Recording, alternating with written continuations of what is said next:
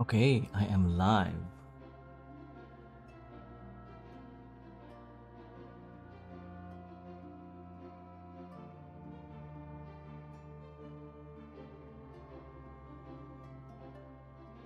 I am now going to be live.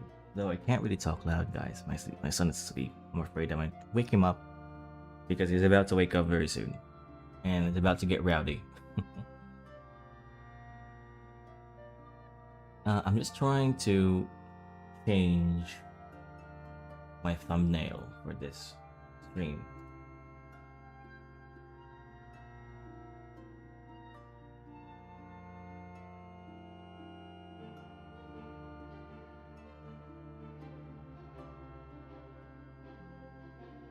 Because we won't be drawing a page of our manga anymore. Not for today. We are instead going to switch it up to world building. And we're going to create this map, and I'm going to tell you all about what this map entails, where the story is going to start, and where it's going at the moment.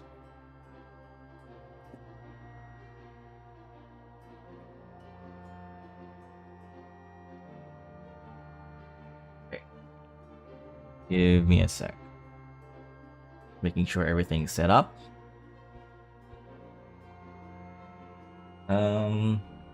Well, the lighting for I'm just gonna talk about my setup for a bit, okay? I'm a little bit insecure about showing you this kind of camera here. Hello. I'm not really insecure about my face. I know I'm not the most attractive person in the world, but or maybe I am. I'm kidding. But the lighting is pretty bad. I bought some lighting fixtures. However, they sent me some wrong items, so I can't really set it up right now until they fix that. And as well as a better tripod, so I can set up my camera somewhere better, where I can actually at least look at you guys directly without like moving a lot, because I want my camera to be in front of me all the time, but I can't do that right now with my camera setup. That's okay though. I'm really excited about that, but that can wait, I guess. We are live, everyone. Why can't I go live on Twitch anymore? It seems like it's always offline. Okay, there it is. It just went live.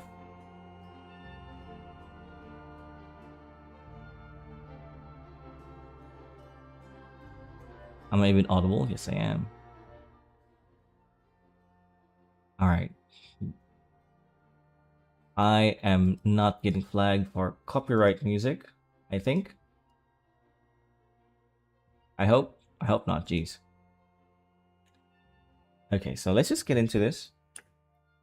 I'll talk more about the world once where's my barrier? Here it is.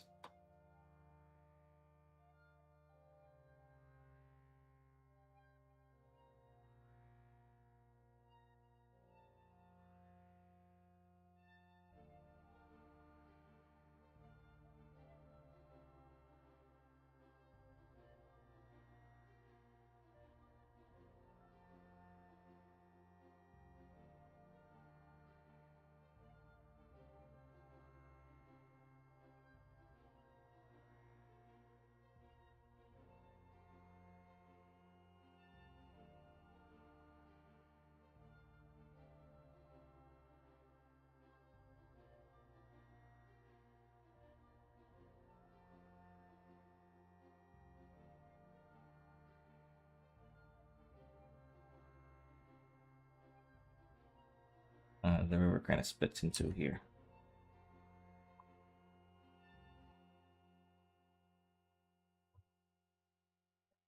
That's a much better progression of the thing.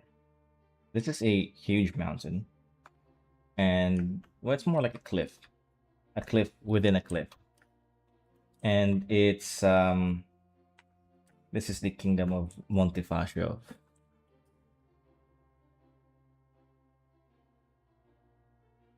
Okay, there are some things I need to raise here too because I kind of changed the map quite a little bit.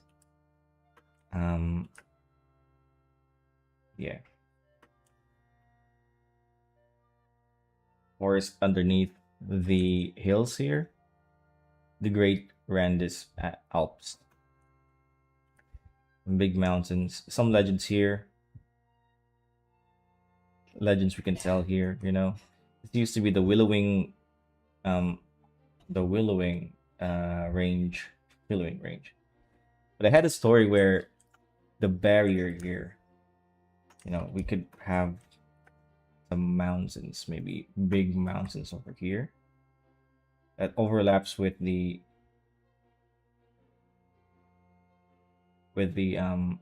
barrier. And then I wrote a story where there are some willow trees, like ant maybe atop these mountains that randomly throw rocks at the shield barrier thing because they're kind of blinded by the light, and they're kind of annoyed by it. It's a whole story,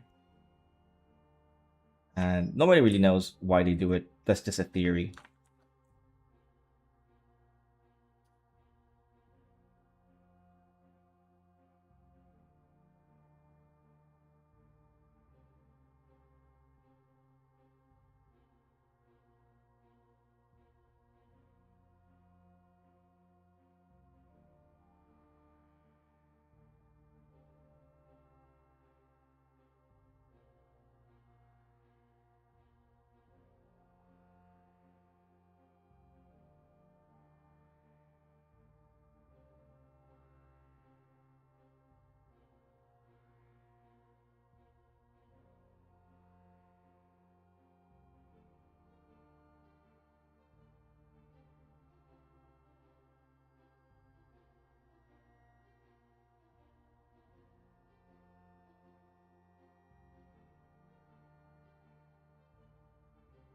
I'm really excited to really flesh this world out. Like I want to draw uh, in detail what these places are all about. Like big landscape drawing in black and white, manga style. That could be cool.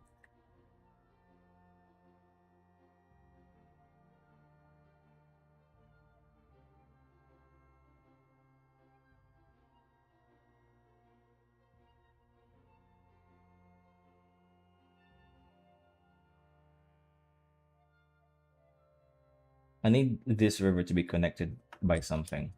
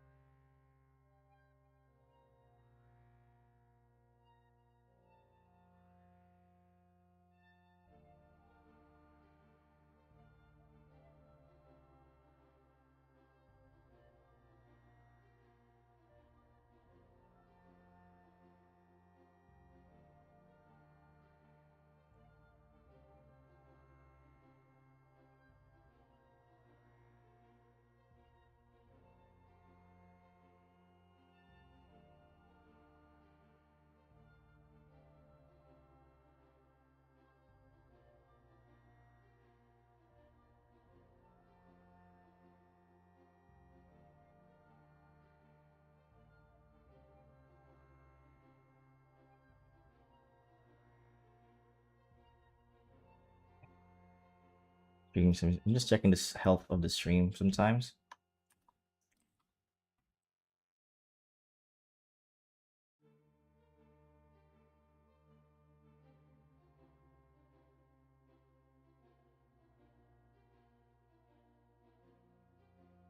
And this goes off screen. These are some of the biggest mountain range of this lands, right? And it goes through. Um, it ends here, somewhere here, like that.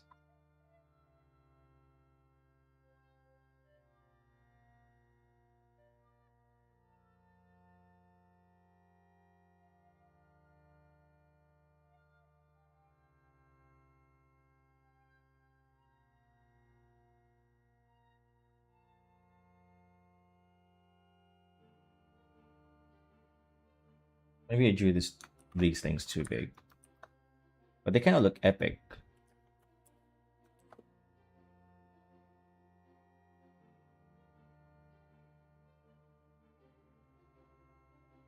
Okay, they kind of look epic, right? Really huge.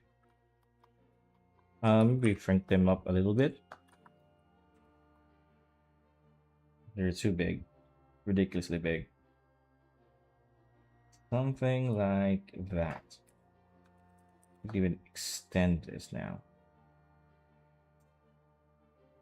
Smaller mountains right underneath. I might use these mountains here. Yeah, but they're too big. They're not. They're becoming inconsistent with the rest of the pages. The other mountains. I just need. Let me get a comparison. See? That's actually not bad. All right. Now I want to draw smaller mountains around it.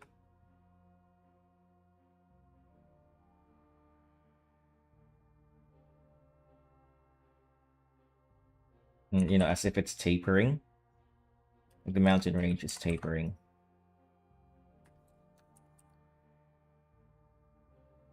It also adds a little bit of detail to your map too. If you do this, there's some if there's some sort of variety of icons in the map.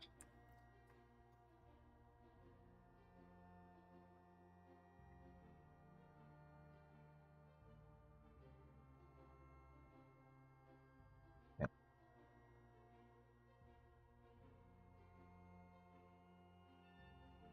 Right, so just hills, maybe smaller mountains.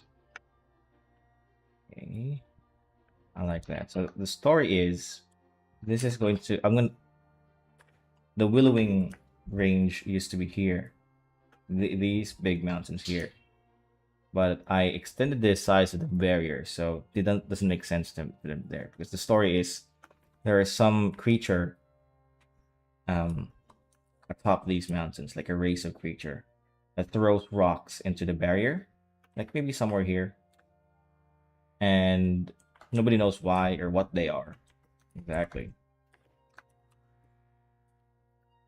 Um, but the theory is that they're willows or mountain trolls, tree trolls, something like that,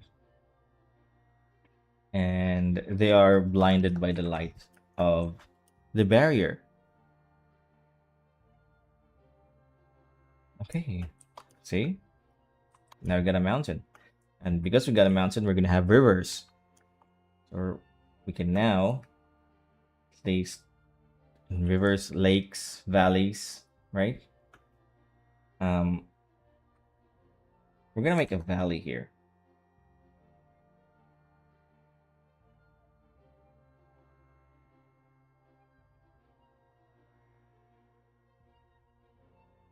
Where is the gate? Okay, so the gate, the west, so that's the south gate right there, and west gate would be somewhere here,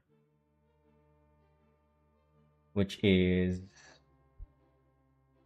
the west gate is just a bunch of trees. I need to transfer this thing right here.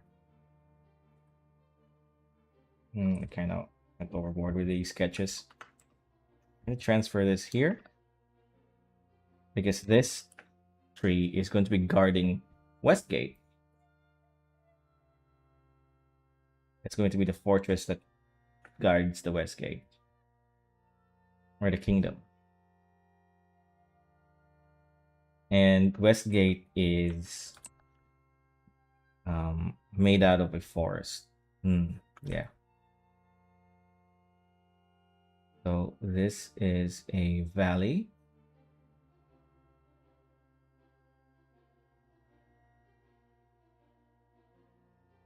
That spreads out like this. And this is pretty much like an empty river bank. Like an empty lake that turned itself into a valley, like a massive valley. We could add some storytelling there sometimes, yeah, maybe. Maybe something takes place here. Uh, or maybe the valley tapers off,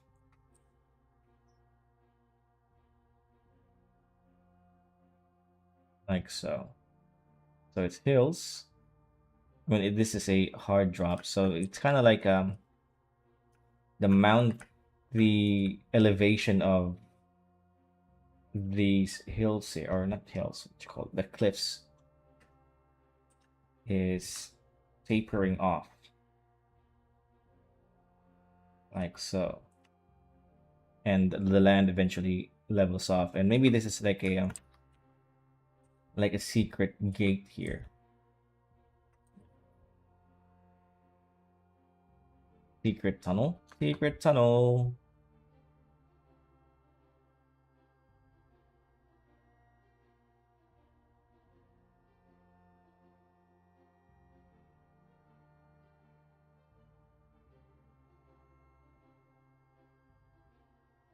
And maybe we can name that Ashwin Pass, Ashwin Cave, and then this is Ashwin Pass.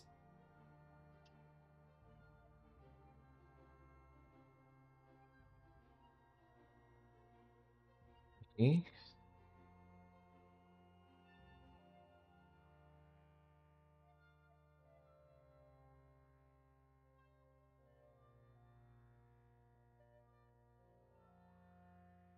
That river's too wide.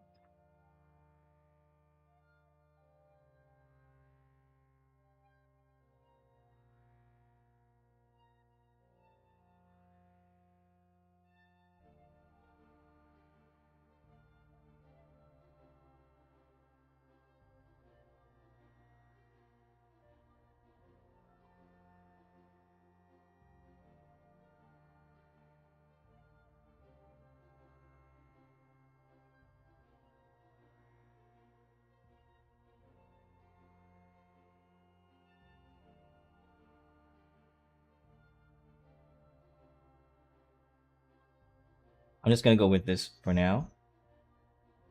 They don't really connect to a mountain at the moment. But maybe we can theorize that there are mountain ranges to the left there.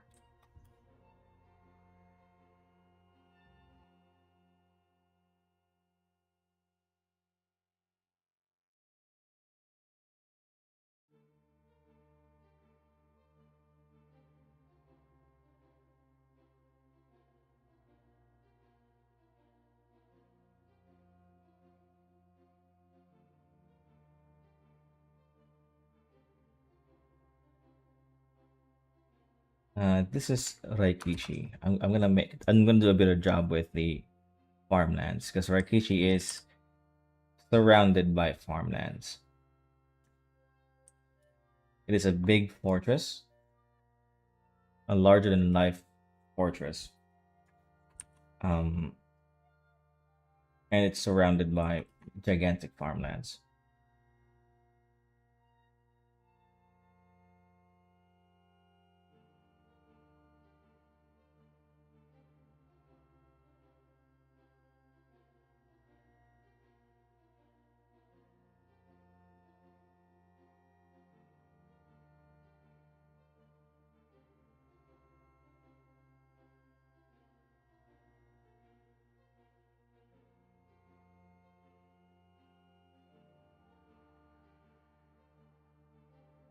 I don't have to detail the farmlands. This is a zoom out map.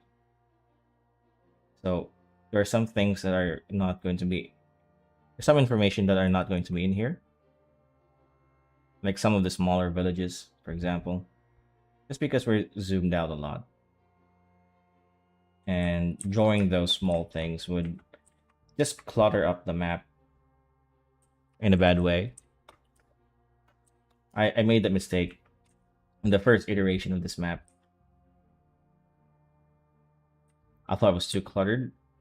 It's nice to add a lot of things in your map, like really get it detailed, but there's a threshold there that you gotta be careful not crossing.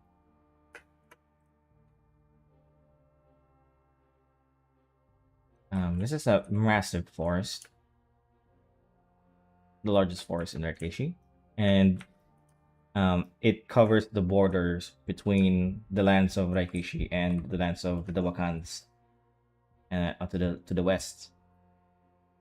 Actually want to make uh, Olympius. I'm yet to name this place here, but this is where the Greeks and the Romans culture. I don't really have a name for them. Um,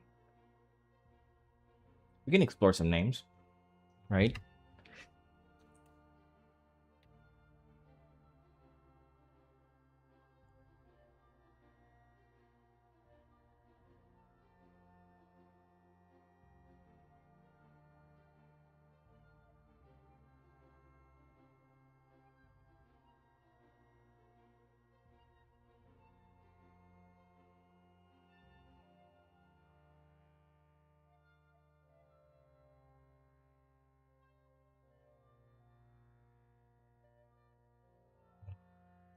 What else can we do here?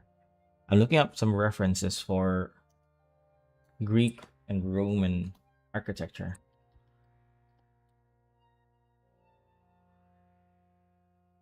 Pretty much just pillars for the Greeks, like the Parthenon, pretty popular thing. But the Romans did that too. Okay, maybe we can have a city here that's a mix between like a pillar. Wait, I think I'm gonna need the symmetry tool here.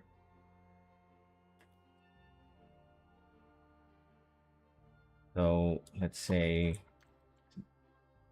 like this.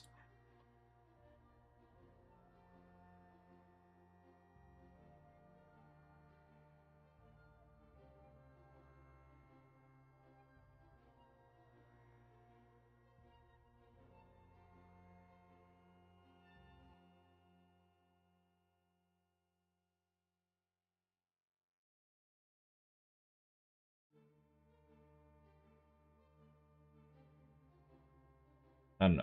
I'm just making things up. That looks terrible. Let's just keep the icons simple for these places, yeah? We could totally add some laurels here.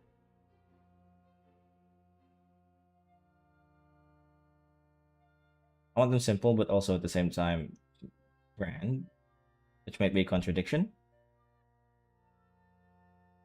That's okay.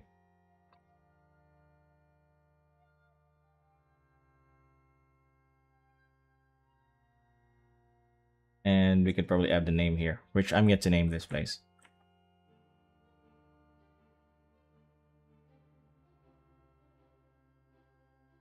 And that's going to be a city right here.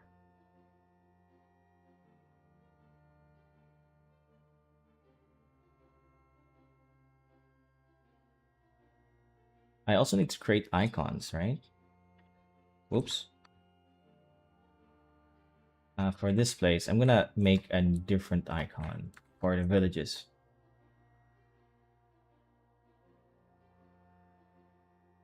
Just a small one. That's too small, I think.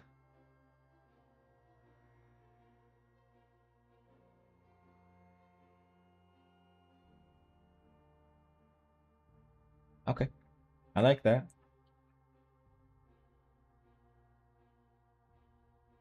I like that.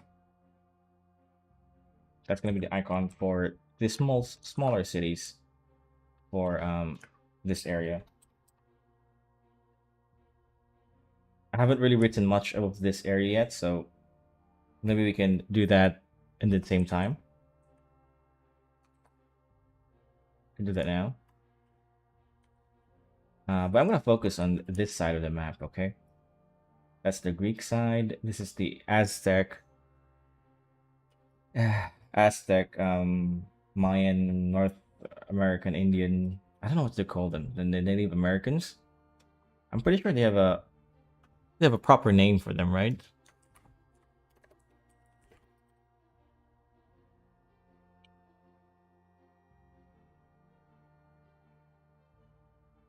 They're just called the American Indians, according to Google. Okay, let's just call them the American Indians. The American Indians.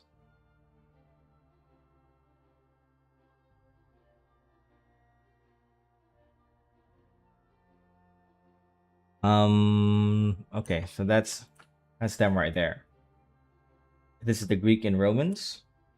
In the center, since this place was made by let's say the Japanese, and I really gotta come up with these names. Okay, I don't want to keep calling them the Romans and the Japanese. I want to actually have a culture.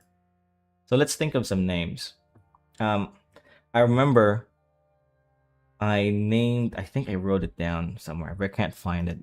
But I remember I named the some of them. Uh, I can remember what was the Asian name for quote unquote Asia when it was during the ancient times.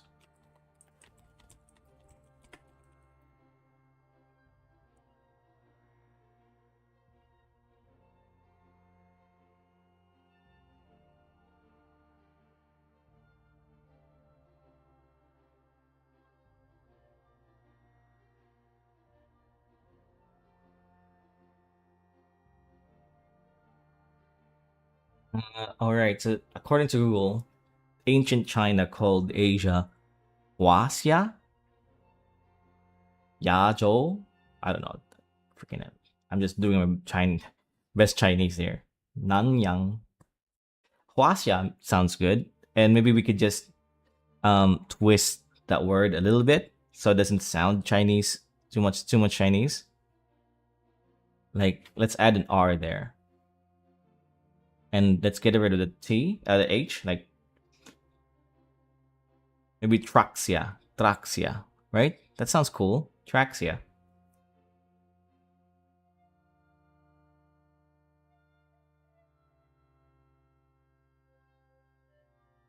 Right, because I don't want it to sound Asian or Chinese. But I also want to make the root word, the original word, Asian, just to connect those cultures. So let's go with Traxia, right?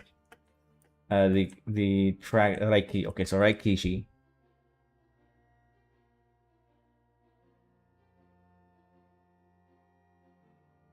Fortress. Is that how you spell fortress?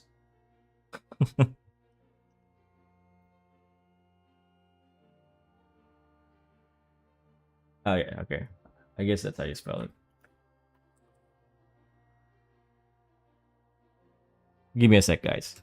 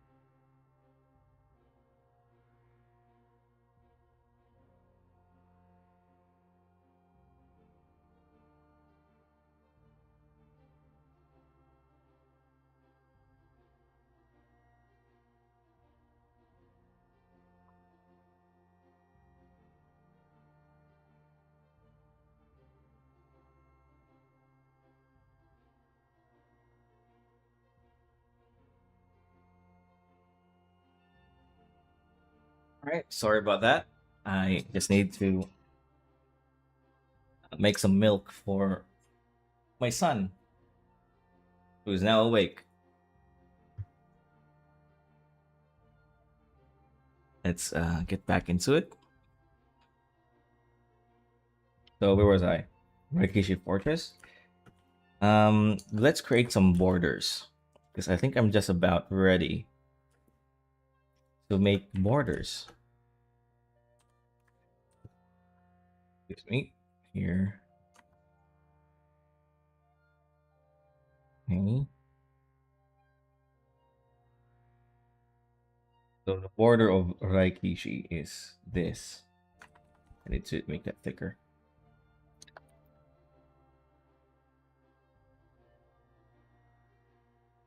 This here.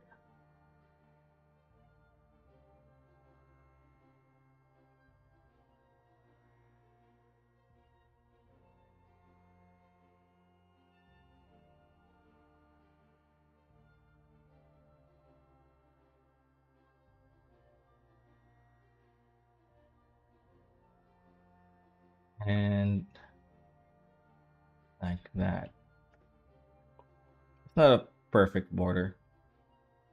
Uh, but Raikishi is the center government of like this barrier here. And there's another border here.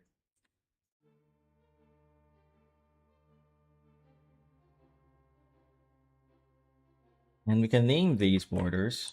Let's say Praxia. Actually, this is called Raikishi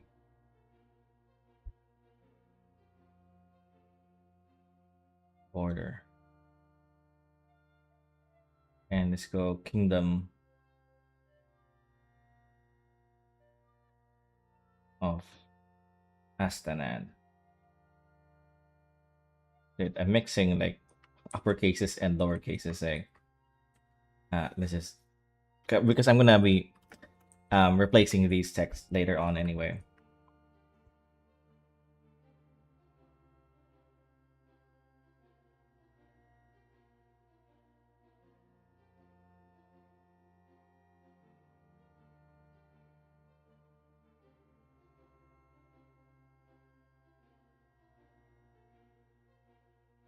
So at the end of the world, humans still can't figure out how to live with each other, and they still have borders, right? And we can just copy this, and we can rotate that maybe here like this. There's another Rikishi border, and I'm yet to name this thing, this kingdom here.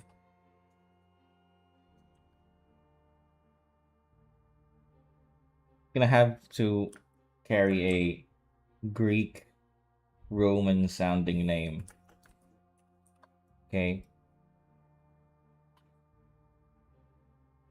The kingdom of Astanan is divided into two kingdoms. That's Astanan and Montefacio. The Astanan is the more Spanish, actually more medieval, um, medieval culture, and Montefacio is the Spanish medieval Spain. So let's just name this thing.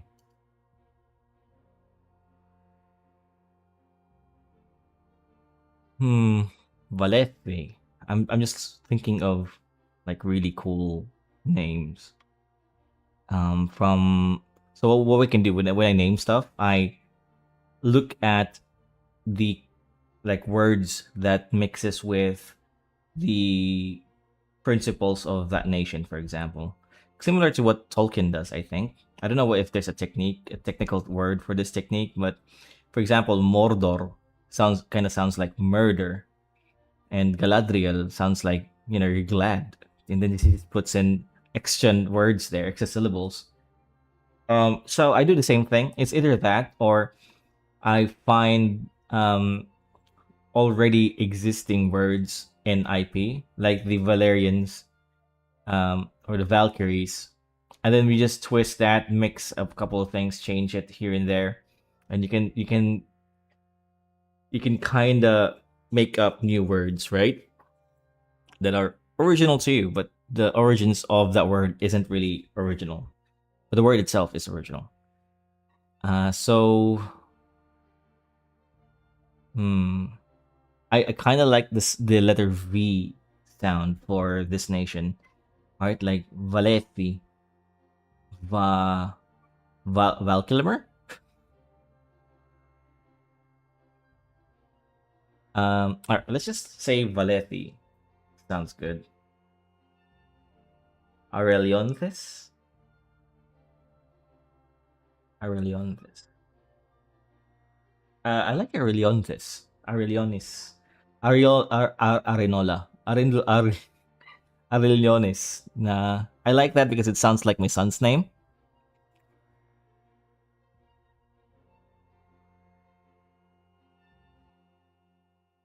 Maybe we can the kingdom of like two kingdoms, Marco and Aurolo, something like that, right? Because those sounds like my son's name. Okay, I'm just making things up right now. Okay, work in progress, but I want something to be here. So let's just say um Valeti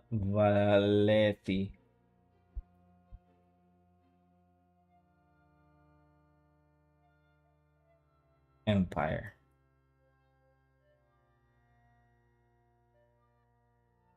border. Okay, that's a work in progress. That name, but let's just put that there. These texts are written really roughly, and I'm gonna change them later, um, so that they look cleaner. And these guys, they guard the east gate.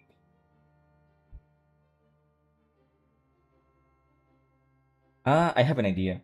I don't want a Attack on Titan map where there's a center. So instead, I'm gonna make these guys. I'm gonna move this border over here. Let's just get rid of the border for now. Whoops. Where did my drawing go? Okay, I'm gonna get rid of that border. I got an idea. I'm gonna move these guys up top here, and they're gonna be guarding North Gate, and Raikishi is in the center because this thing emits the machine that makes day and night possible in this area. But these guys will be guarding East Gate instead. So the border, where's my border? Here's my border. The border goes like this now.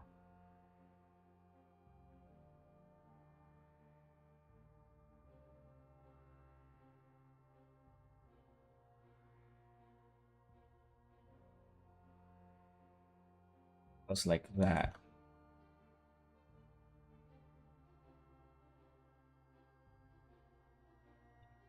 Like this.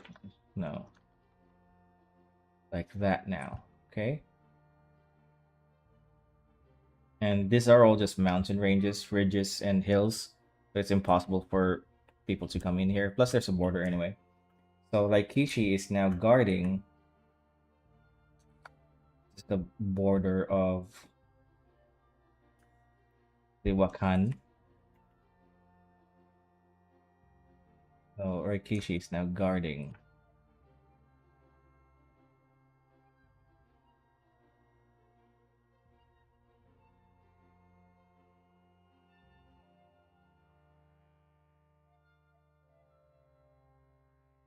that side of the.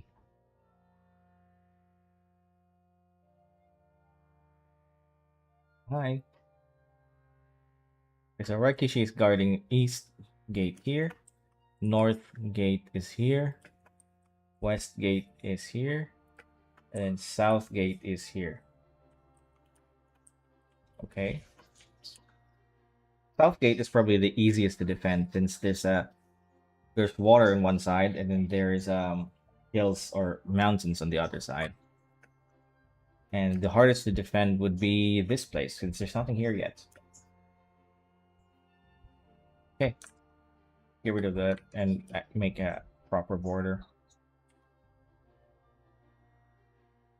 I'm going to change these border lines, make them a little bit more cleaner, give them a more obvious color.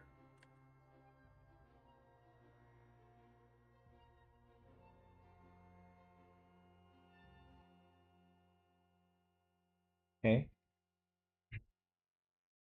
so now we got a border.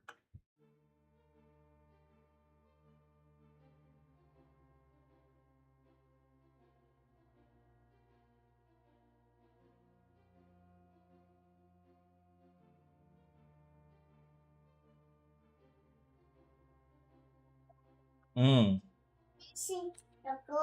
Gising na ikaw? You're awake now?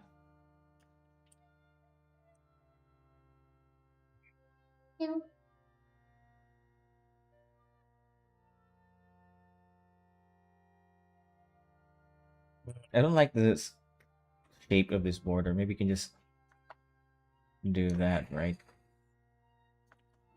I don't like the shape of this border at all. Zero control. Hmm. Actually, it's okay. It's okay.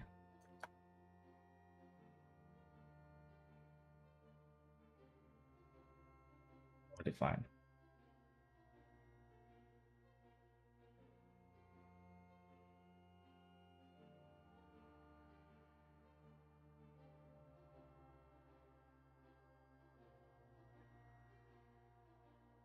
What's this? Kumain? Okay.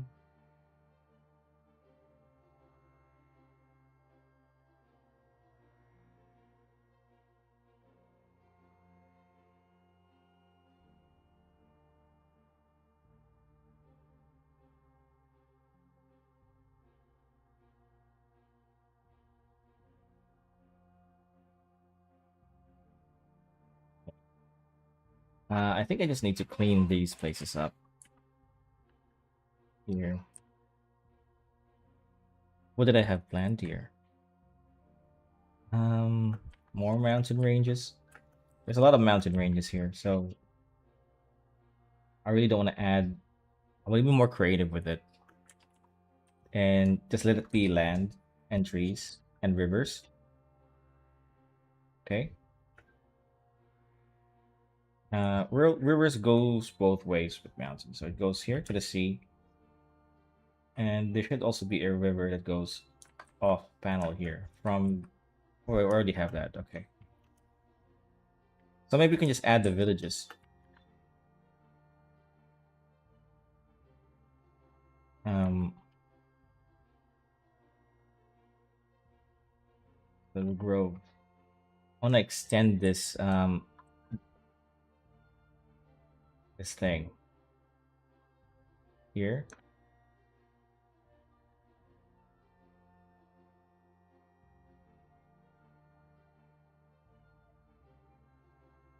These are hid like ridges, mountain ridge. There's like another land here.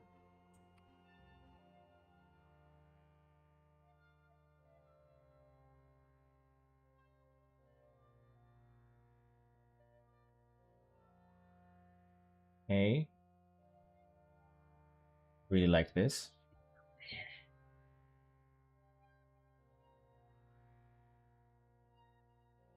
And this is Ashwin Pass, going to Ashwin Cave. Name it.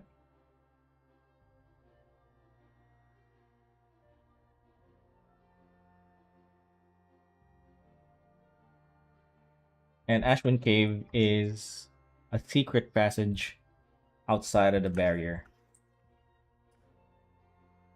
And it's guarded by this thing over here. So this is a really huge ridge. So let's make another elevation here.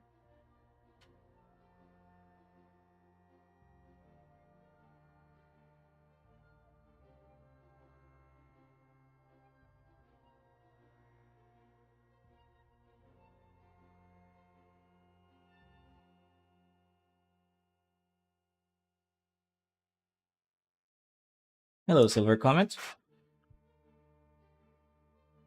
How's things, man? Going to be my world building stream since I've already finished the manga yesterday, the pages. And next week, I might just reduce the number of pages to 2 instead of 3 so I can do more world building stuff.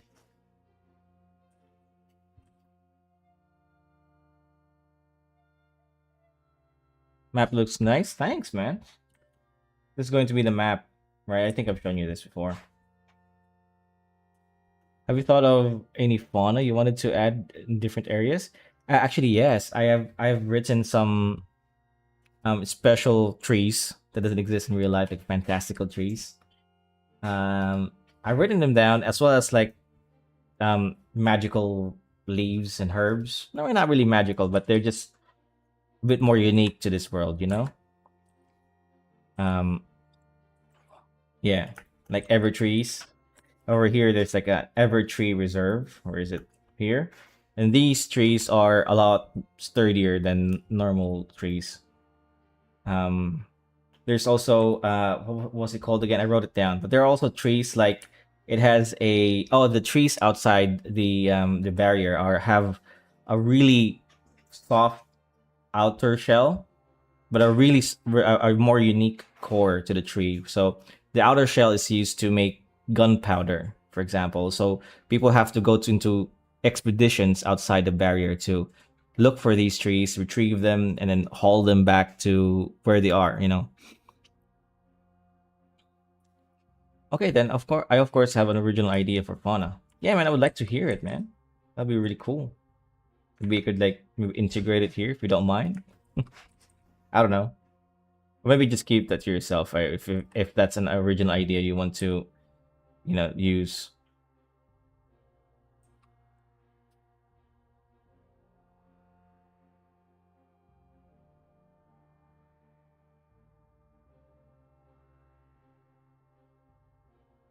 I don't like the location of this pass here. I actually do, but I need to move them a little bit here instead. The reason why is there's going to be a gate here. Right here, which is East Gate. West Gate? No, it's West Gate. And West Gate is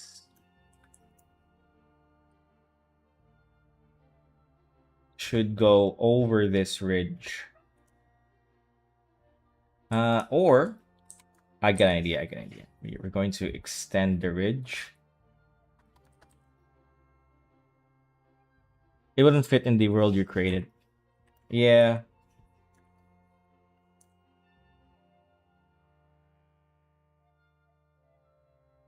Um, the I've written down some locations too outside the barrier. One of them is Gogzargat. I like that name, right? Gogzargat. And in this place, the air, there's moisture in the air that eventually will become kind of like a sticky glue. And if you're not careful, if you don't have the right equipment, that sticky glue material will go into your eyes, and it'll permanently shut your not permanently. You can always just cut your eyelids, but it will shut your eyes down, and your nose will become more like mucusy. I don't know what you call it, but you'll have trouble breathing. You'll have trouble hearing because it's your orifices will just be filled with this sticky material, So it's a very boggy, mushy place, and yeah, not relatively smart. Sorry, I'm gonna read that thing. Really short, being 3 feet at adulthood. But another concept was for a type of wood creature which siphon nutrients from the ground. Relatively short, being 3 feet adulthood. They're not relatively smart. Miasma. Ah, yeah, kind of like miasma in Inuyasha, right? Yeah, I didn't even think about that. So yeah, there's miasma there. my asthma.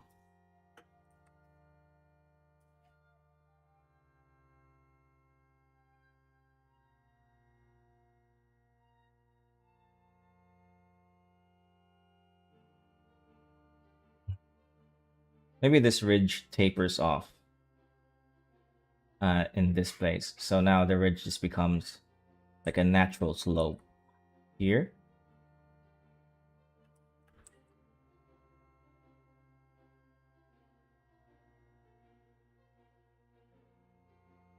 They're born from special tree that they cherish, can very depend on their regions, but cannot survive in deserts. Hmm. I think I got a similar uh, concept, but they're not really original as well. I have this mountain range here. There are some tree like living trees. I call them ants. Oh, well, sorry, willows. I call them willows. They're pretty much ants. Um, and they kind of throw. They're like tree creatures, and they throw rocks at the barrier because they're kind of annoyed at it. Nobody really knows what they are. Within like the perspective of the people living in here, nobody knows what they are. Nobody knows what they are. Jesus. But they're ants or willows in this world. Okay, so the ridge tapers off here, and we get East Gate, the East Gate entrance.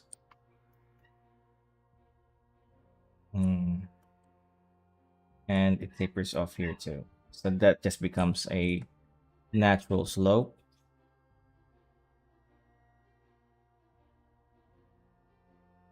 Yeah, that fits. Um, yeah, but they're not like robust creatures like what you have in mind. They're just tree creatures. Okay, I don't know what to do here, but there's supposed to be a gate here. But I want to be more imaginative with the gate. So South Gate is a medieval themed gate. You know, big brick walls, um, towering battlements, and I'm thinking Westgate over here is made of trees, right? Some sort of magical trees that makes a gate. Because I have a type of tree in mind where it's kind of like an organism. It's just there are multiple trees, but uh, some trees look more. They look like they're cobbled up.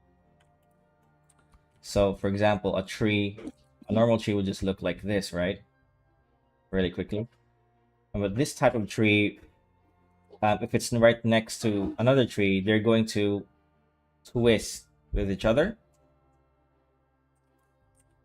Okay, naturally go twist with each other, and they form a really big tree like this.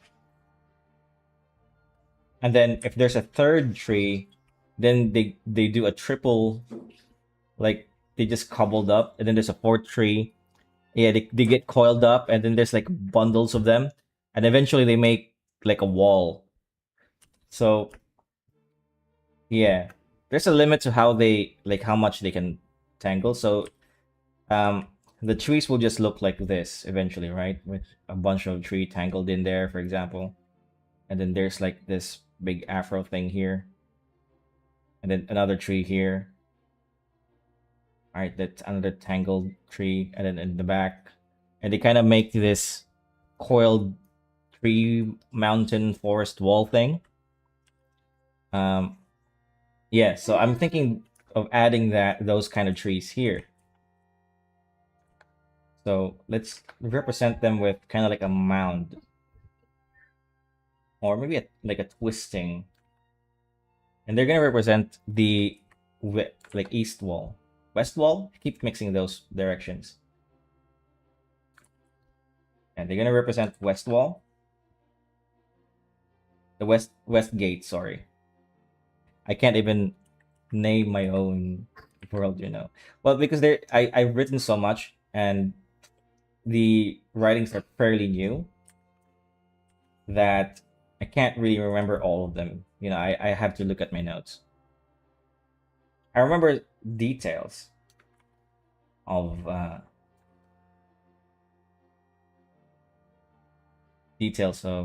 world, of course. I just have trouble remembering the names. Yo, what's up? Hello, VRH Arts. What is up, man? Working on your manga? Working on your manga? Uh, okay. I need to edit this place here. It's too close to the barrier. So, fix that. Maybe there's even a waterfall here, right? A waterfall that makes a lake, then turns into a river that connects this thing.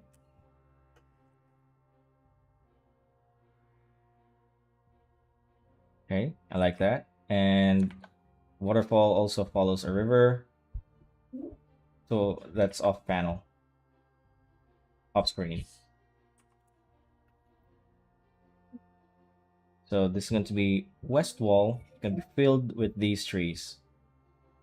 These are not natural trees as well. They are made by the Wakans. This is here in Wakan City as walls to the barrier. Maybe I drew them too big. Have you been studying? No, I am very cooked Wednesday and my exams, and I have a lot of work to do. Oh man, you got exams? Hate those. Give me a sec, okay? My son's calling. Yeah. Oh, your pooch. Pooch pa naman siya? Not done yet. Oh, my son just took a dump. He needs a lot of help.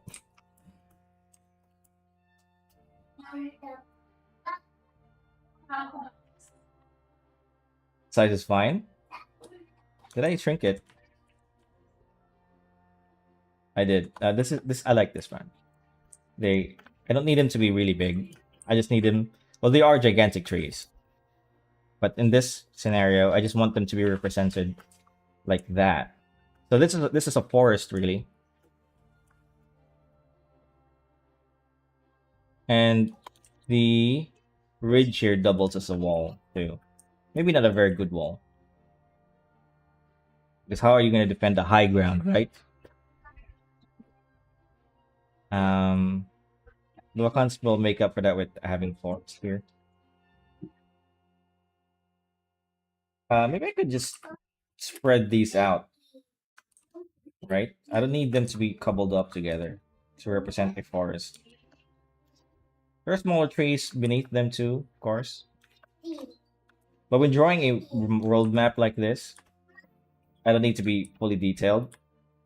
I'm gonna save the details when I zoom in later on.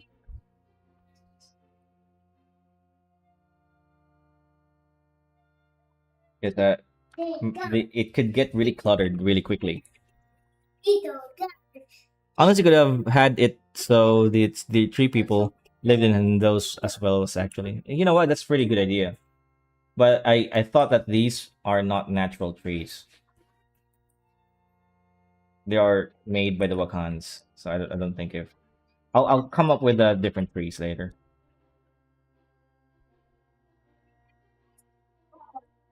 Nakas? Okay.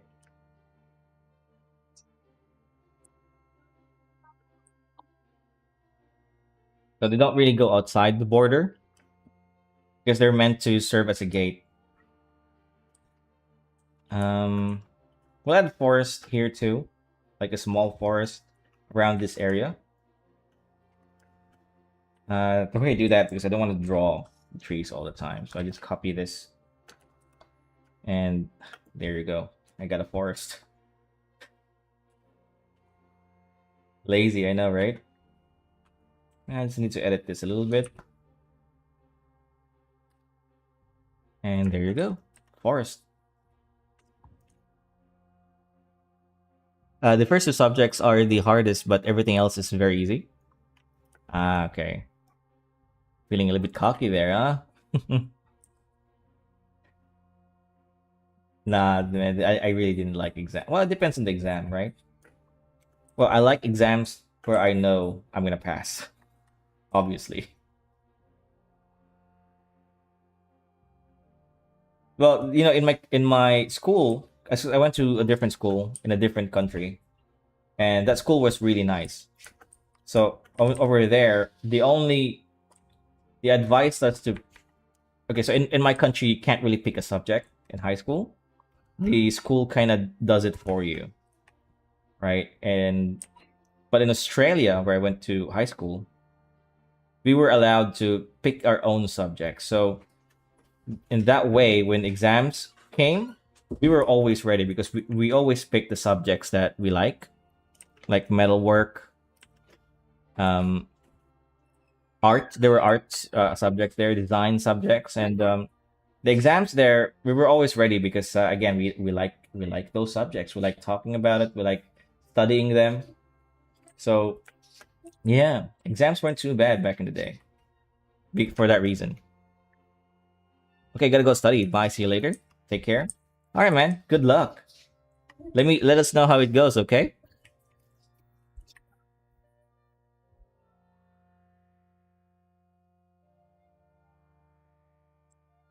Yeah. VRH artist making uh a manga. I've read it a little bit, not all of it.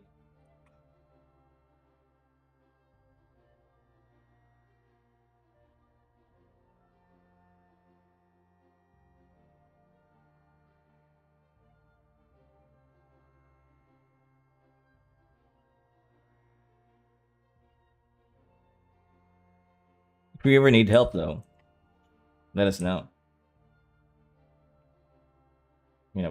With exam.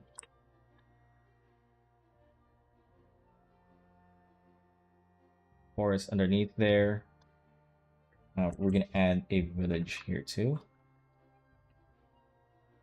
That maybe guards Ashwin Pass. I'm gonna move this. It's too close to the city, Wakan City. Ash Ashwin Forest, Ashlun Forest.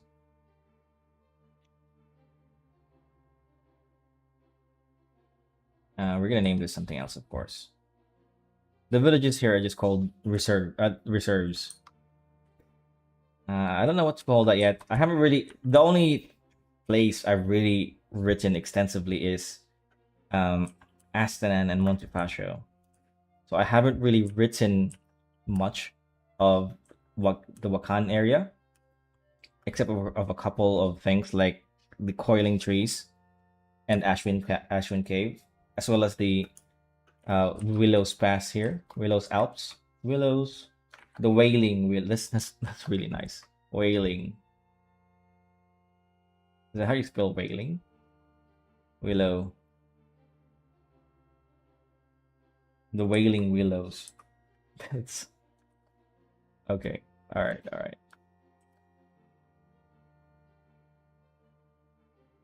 So this mountain range is called the Wailing Willows.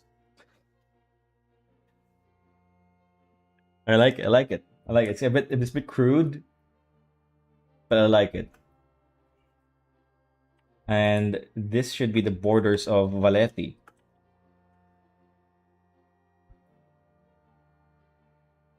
which is the Greek and Roman area. They're not really called Greek and Romans, okay? They're called the Valethi, but they're Greek and Roman themed. While Wakhan is a mix of Southeast Asian and South American ancient cultures like Aztecs, North American Indians, Mayans, and then we're gonna add a little bit of like say Filipino there because they've all been colonized by the Spanish and the Portuguese. Maybe a bit of Indonesia there too. A little bit of, just to make them more unique. Again, they're not gonna be named those words. Okay, I'm just calling them that so that people have a like a reference of what they are.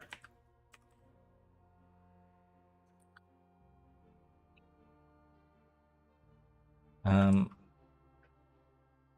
I want to add a waterfall that comes from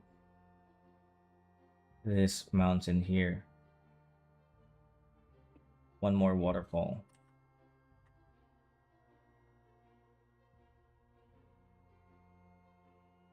Boiling river bank that goes into a waterfall and again goes into a massive lake that connects this to this lake.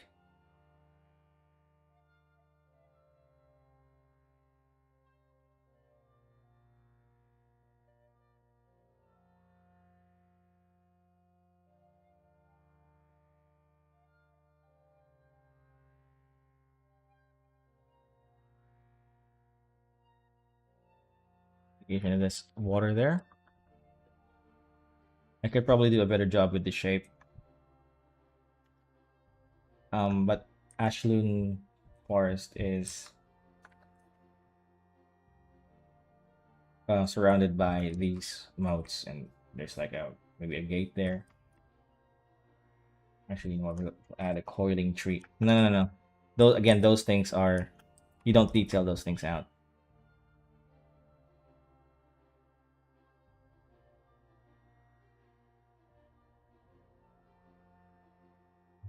But there'll be coiling trees as its walls here.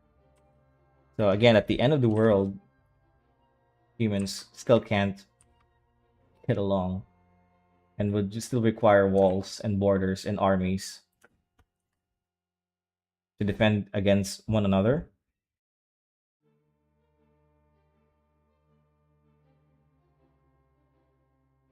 They mostly work with each other, but there are some maybe like rivalry between them.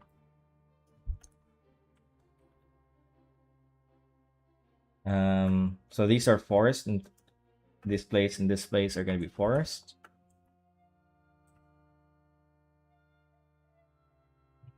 Just copy paste this. I don't want to draw an entire segment of this again.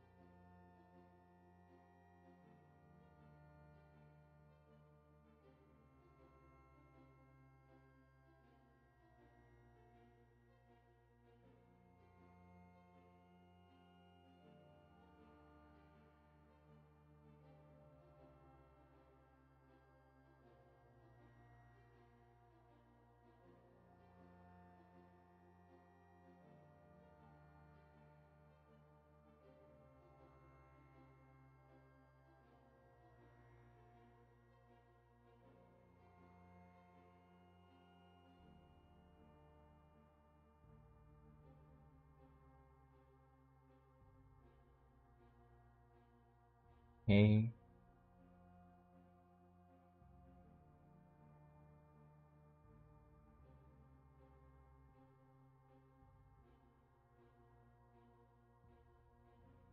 I should add a lake here somewhere because this big of a tree group will require some water passing through it. But the question is, where's the lake gonna come from? Maybe here?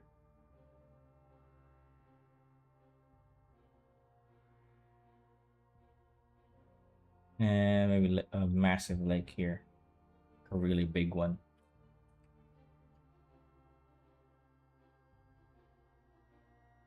Okay, I like it.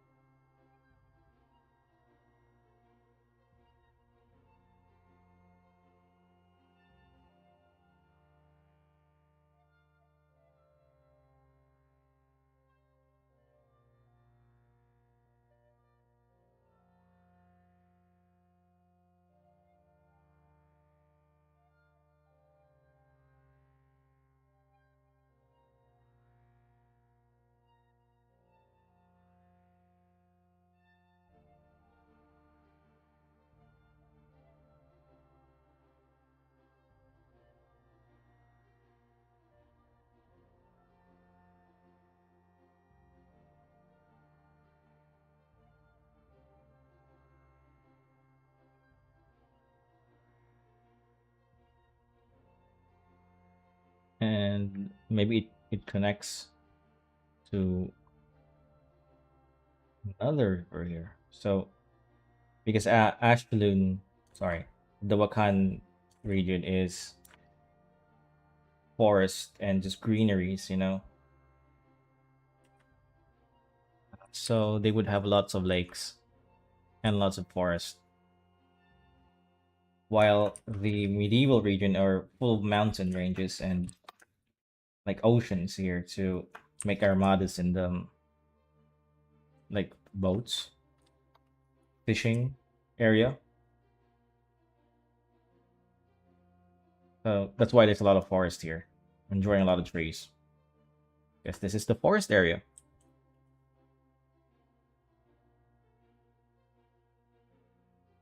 These two are major cities or reserves.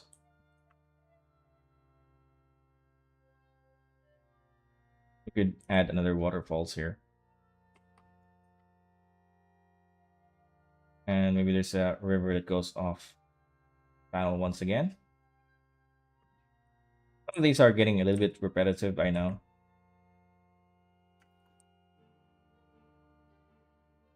No, I actually don't like that.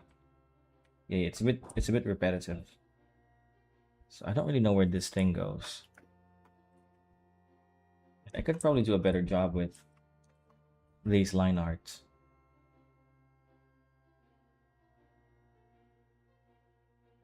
Turn off the barrier. Okay, looks good.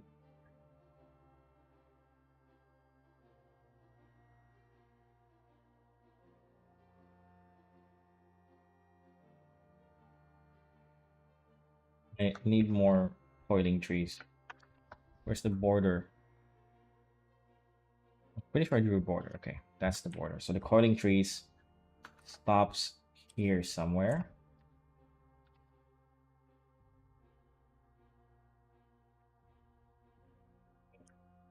And that's another border. Maybe let's add one more to make it complete.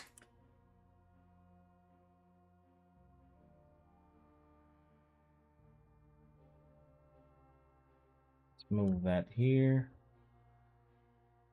No, that was perfect. Let's just make a new major city that guards this area.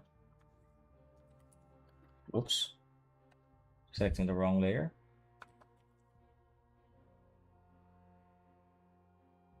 And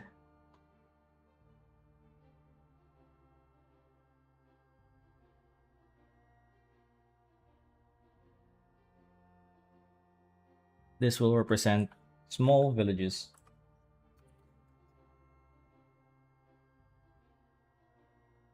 Yeah, those are small villages, which is represented by tree, a tree icon.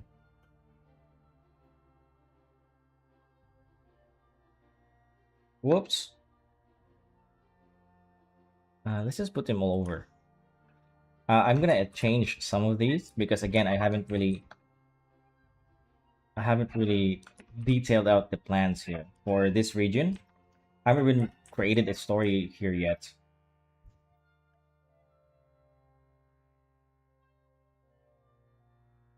So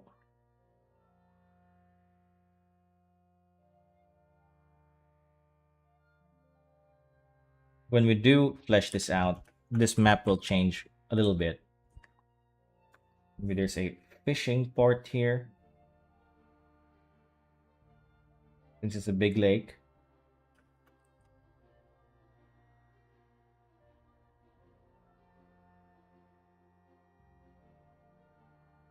And maybe another fishing port here. Because this lake connects to that.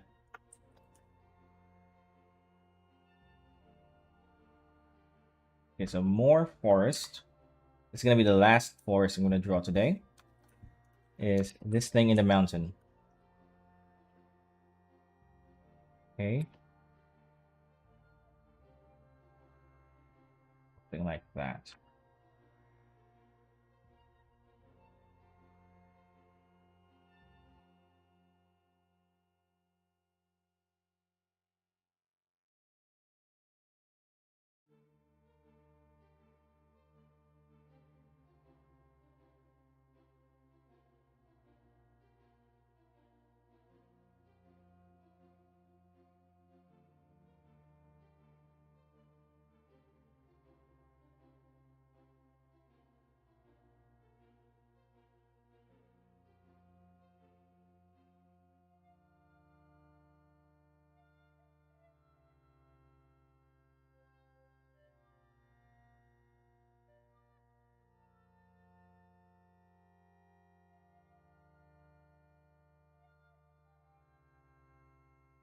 All right. This is really a pain to do forest, eh? I could have made this a lot easier for myself, but just doing what I did with the coiling trees and spread out the like individual trees like that. I think another map maker in YouTube does that sort of stuff. Where he just does this for this forest, right? Tree, tree, tree, tree, tree, tree, tree, and then forest. Which is really effective actually. Um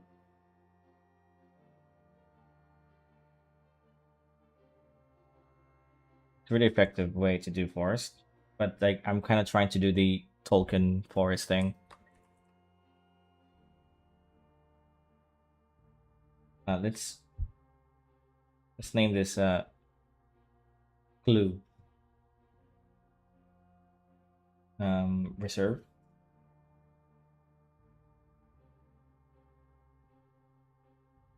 Uh, this thing's too close to a major city, so let's here. Reserve is the name what they call the Wakandans call their small villages.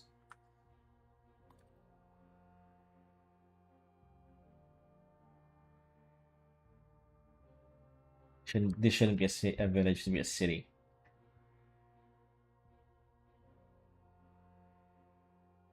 Let's invent a word that starts with a W, a Z, a Y.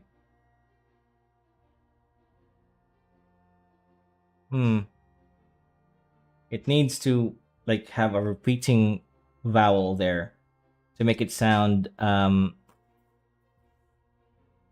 South American. Uh, let's say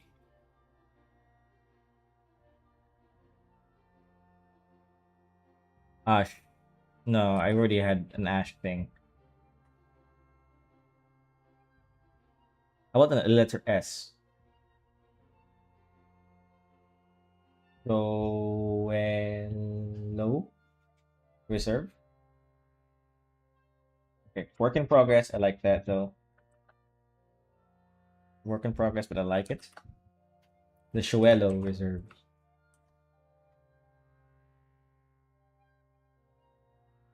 Hey, you want to do a bit of research for that? I can just make things up. I've already done a couple of research. And I'm also using my own culture because this is kind of mixed with that. Let's see. What if I can, um, I have a really cool name. There's a street in my area that has a really cool Spanish, but it's Spanish though. Now it needs to be older, because the newer cities here kind of sound Spanish, but the older, like the more ancient tribes here, sounds very unique. Like let's say Kabakan.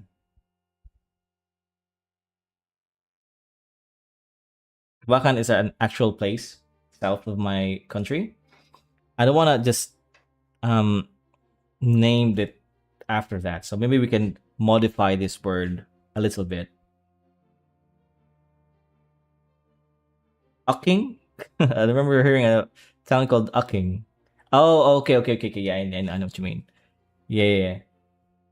I think it's pronounced differently though. It's just spelled that way. Yeah, there's a town called Batman, but it's actually pronounced Butman, but it's spelled like Batman. Kabak. How about this is Kabak One city. Okay, that's not. It's from Kabakan City, south of my country, but I just changed one word, one letter. Sorry, one letter. That sounds a bit unique. There's a village I went to, a beheading village. Okay, we do not do beheadings anymore, but back in the olden days, they used to behead their rival tribe. There's this tribal war going on, and yeah, so the warrior men would go outside and hunt for the warrior, like the rival tribes, um, warriors as well. And then if they bring home a head, they would display it. I don't know if they display it. I think some of them do. And then they would get tattoos as reward. And so you see these men with fully decked out, full body tattoos, and that means they have beheaded a lot of people. So that place was called, what was the name of the place? It's where I got my tattoo. This tattoo right here. This tattoo I got from a woman called Apo Wangod, and she is apparently the oldest tattoo artist in the world. She's around 100 plus years old, and she's still kicking. And I got this tattoo from her. Really cool. And her village was really really cool as well. And yeah, what was the name of her village? Yeah, they made really good coffee and weed. What's the name of her village? It started with a K. I'm gonna look it up.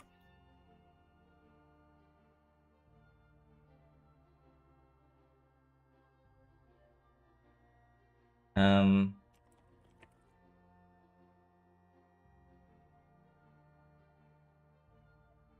Buskalan. That's the one. Kalinga. That's not. Listen to that word, Kalinga. That sounds very tribal, right? Can you point at the tattoo? So this. Wait. Let me switch the camera.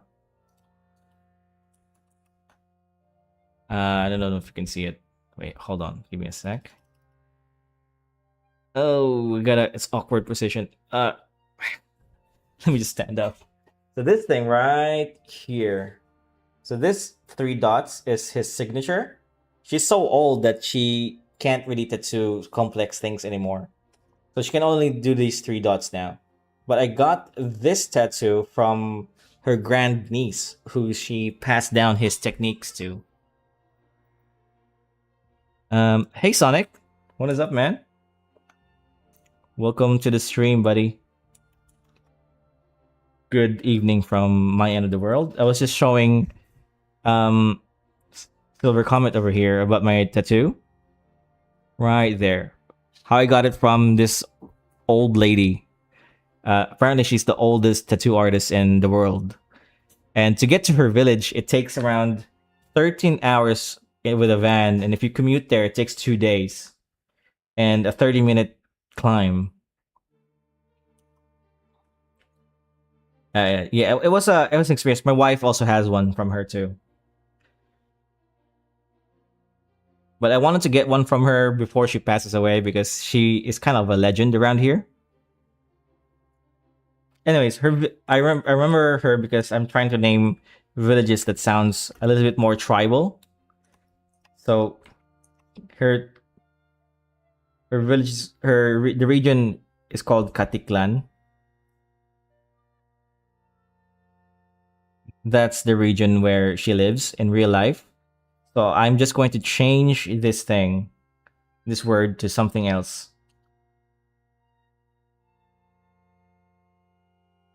We would just remove that.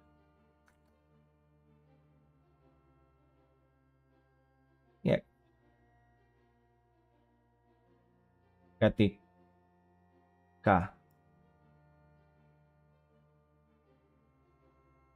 Katika?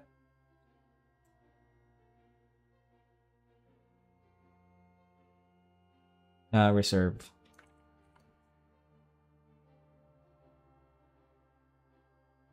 Ba. Tika. Batik.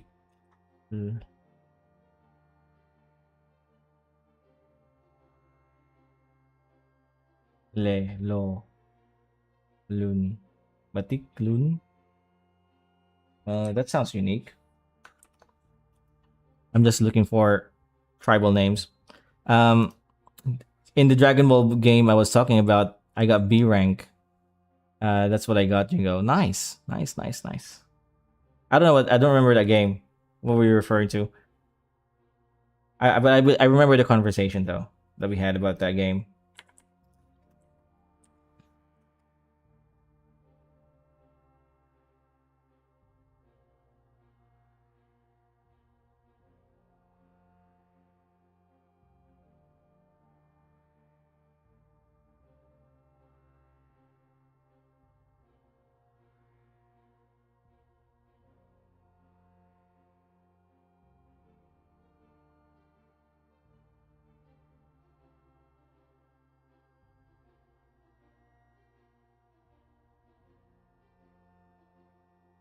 Is it hard?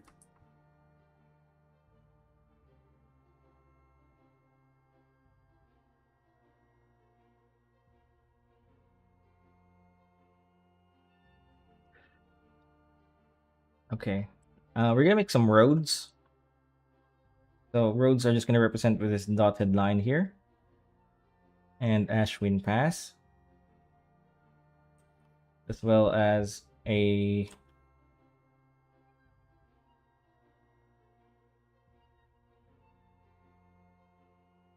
dotted line there. Maybe another dotted line that goes into this forest and through the wall. One road that goes into this village outside the Wakan tree that goes straight to Rashwa Reserve. This goes into the river, to the lake. Maybe we'll add a bridge there. Dragon Ball Gikishi Squadra. It's a mobile game. Oh yeah, yeah. I vaguely remember the conversation.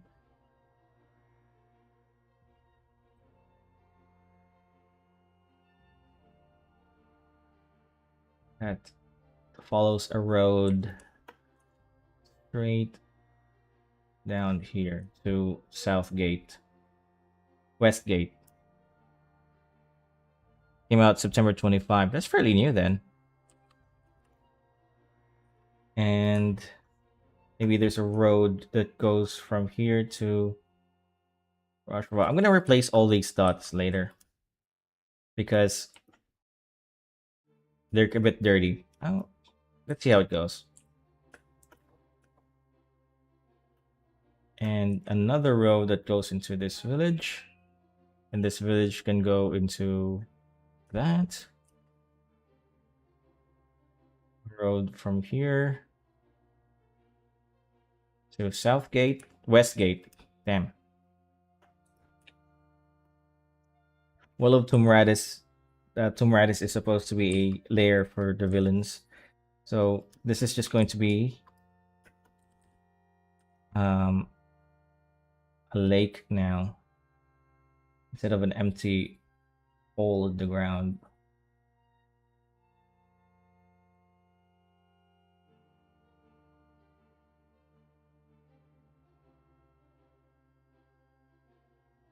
A big lake that connects to a smaller lake and then connects to a river.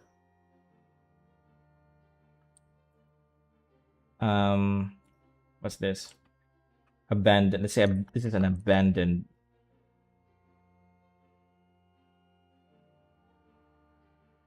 Did I spell that right? Watchtower.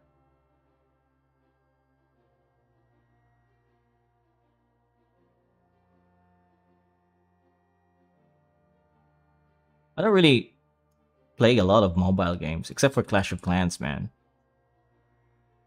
Speaking of games, I kind of want to play some Path of Exile now. Oh yeah, I see the game. Is this the game you're talking about? Is my camera? Yeah, okay. Should be the game you're talking about. Sounds cool. Mobile game, you know?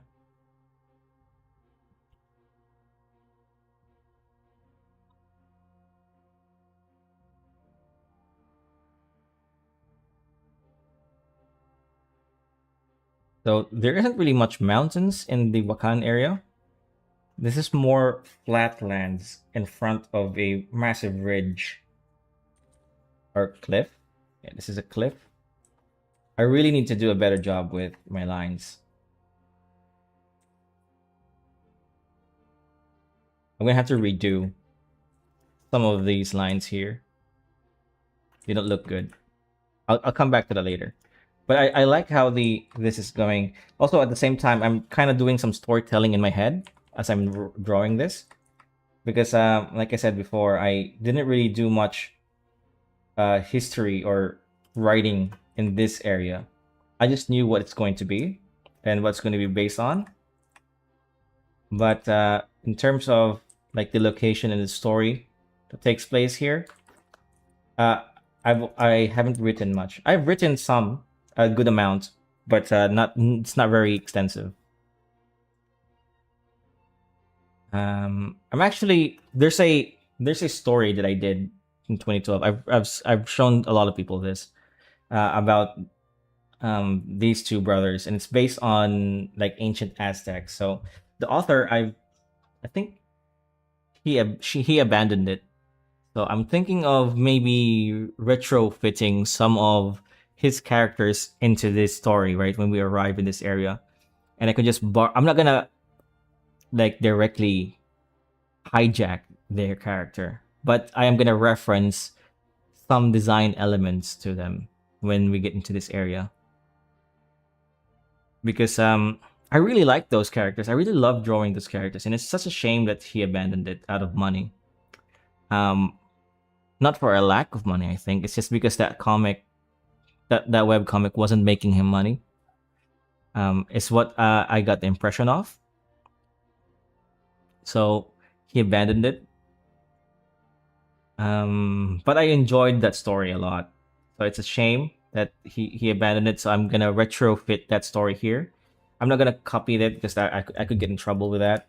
So instead, I'm just going to, let's say, borrow some design elements to it. Okay, I really like this area. Very um very widespread. And I like the empty part here too. You know what I forgot to draw?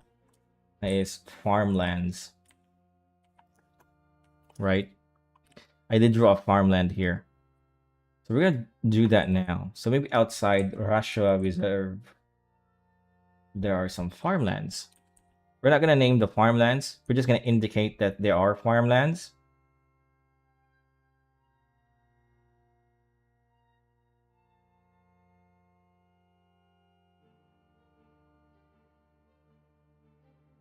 We'll name some important farmlands, but mostly they're just going to be these patches like this. Okay, more here.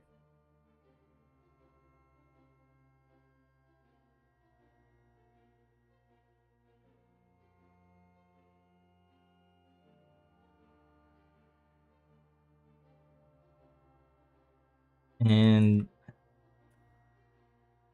let's add a lake here.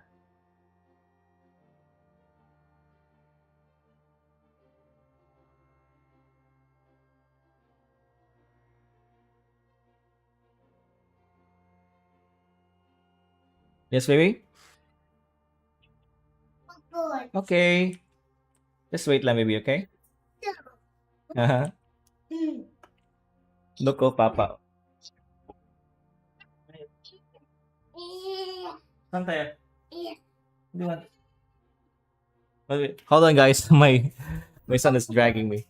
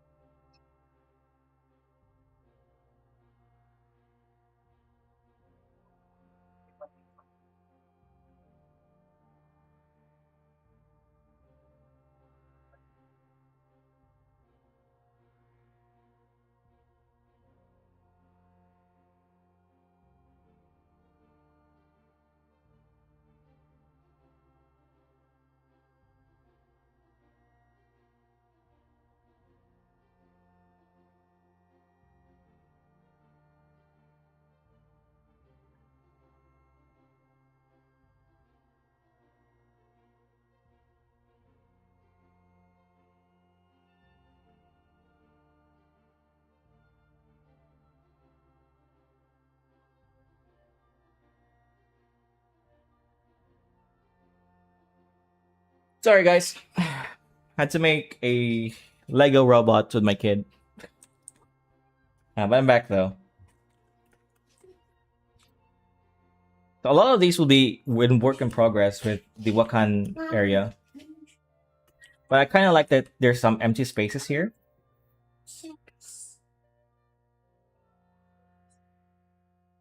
Yeah, because this area is too full, right?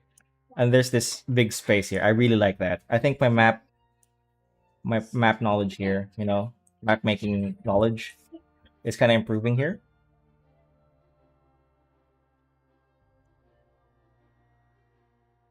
Um, yeah. So I'm gonna do the same here and just remove some of these unnecessary areas. Yeah, this thing, I don't need that thing. There should be a bridge here. These mountain ranges, I don't need those. There's a village here that doesn't really need to exist.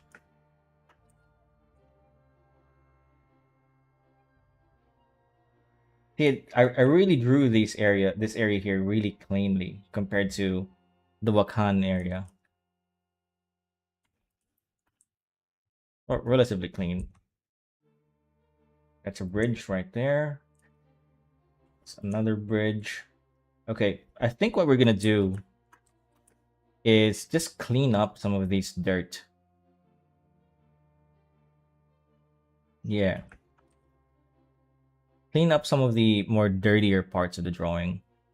And then eventually we're gonna get to Valeti. There should be a road that leads to Valeti. There should be a bridge here too.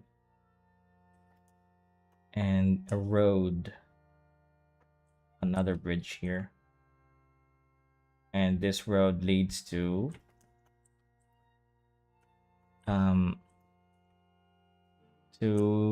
Reikishi. And it also has a road that goes here. And this road leads to Wakan. Sorry, to Valethi and to this village area. From Wakan, you can also walk to connect this road. And there you go. I think the map here looks way better.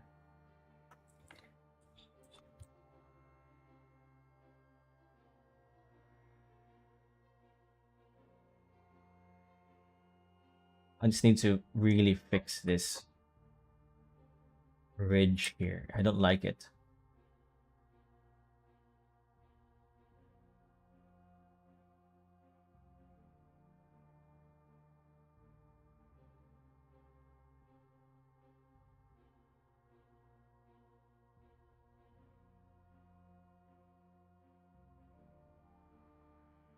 See? Now that's way better. I also need to, I want to add an elevation with this. Actually, I don't need to do that. It's fine.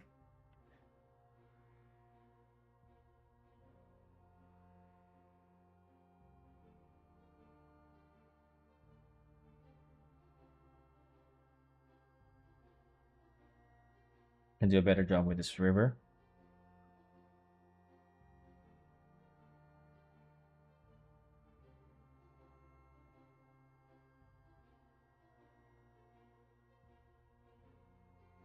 A winding river than a straight one. You know, when I was younger, I used to go mountain climbing with my dad and my uncle. I did caving. I went to my very first cave was when I was 5 years old. I went with my dad and my uncles. So it was a pretty safe cave. Relatively safe. But you know, there were some stories there, right? One cave I remember there are a couple of caves that are really memorable. One cave that really stood out to me. I didn't go inside this cave too far, okay? Because the smell was so rancid that I couldn't get inside. So I just stayed out. I went inside maybe like just in the entrance, and it really repelled me from getting in. It was a cool cave though, but it smelled like bat shit. It was probably bat shit what I was smelling. And another cave was I accidentally drank muddy water. It was funny. But there was a part of the cave where get inside. Like I'll go underwater a little bit. It wasn't too long, maybe like a 10-second dive, right? But you had to really get your head inside the water and then pop it back out almost immediately. I wasn't 5 years old by this time, by the way. Um, I was a bit older. So I remember when I did that, my one of my uncles pushed my head really abruptly. You know, you're gonna go under, and he just pushed my head. So I wasn't ready at all, and I drank. I inhaled at the same time I submerged. So I accidentally drank with my nose muddy water. It wasn't a pleasant experience.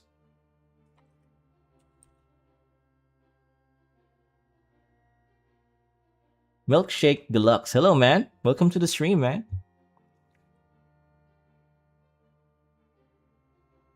What is up? Why did you drink with your nose? All right, so I'm gonna tell the story again. When I was younger, I used to go caving with my dad and my uncles.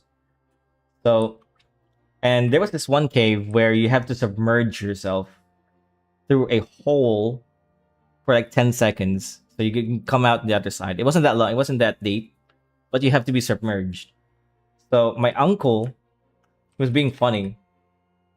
Abruptly, no, it suddenly just submerged my head in this water. Yeah, you're gonna get there. You're taking too long. Get down, and he submerged my head. And so at that time, I was inhaling and submerging at the same time. So I freaking inhaled a lot of water.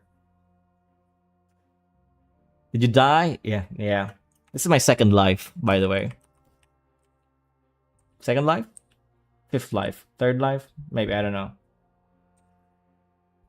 But yeah, I used to go caving and mountain climbing with my family back in the day. I'm too fat for that now. Only seconds, yeah. Well, it wasn't too dangerous really. It's just that he pushed my head too soon while I was still inhaling, trying to psych myself to get in this small hole underwater.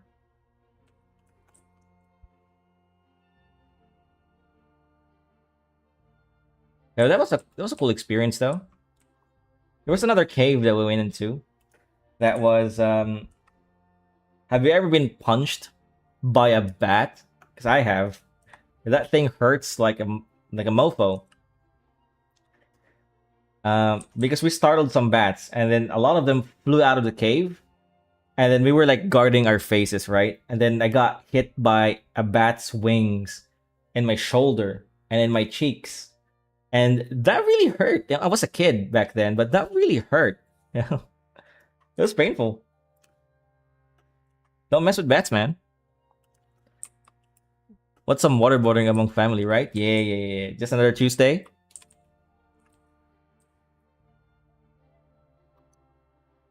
Tuesday is waterboarding day. Oh man, do I have to?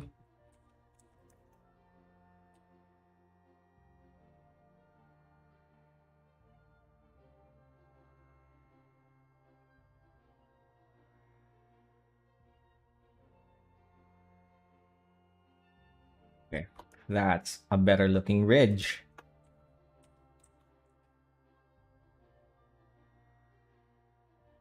So what are we drawing? I'm drawing this world map of for the story I'm making. I'm doing a manga that I'm writing.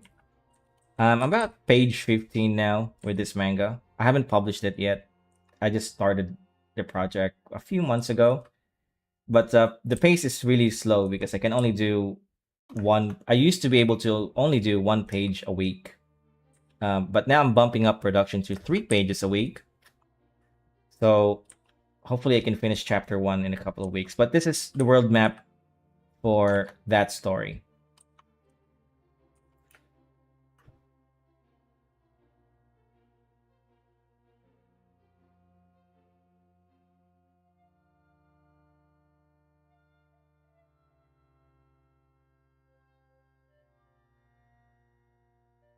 I'm just cleaning it up because a lot of these are doesn't look good, you know.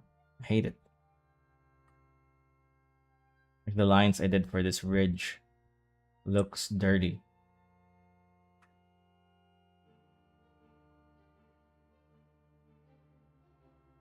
I'm gonna call Cap. I mean, you're gonna call Cap Captain America.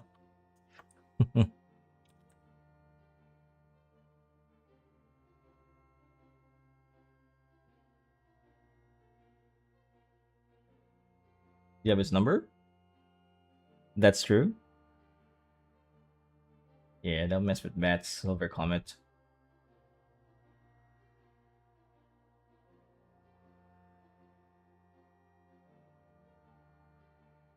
This is not the world. Well, yeah, it's not our world, right? I've drawn about that much.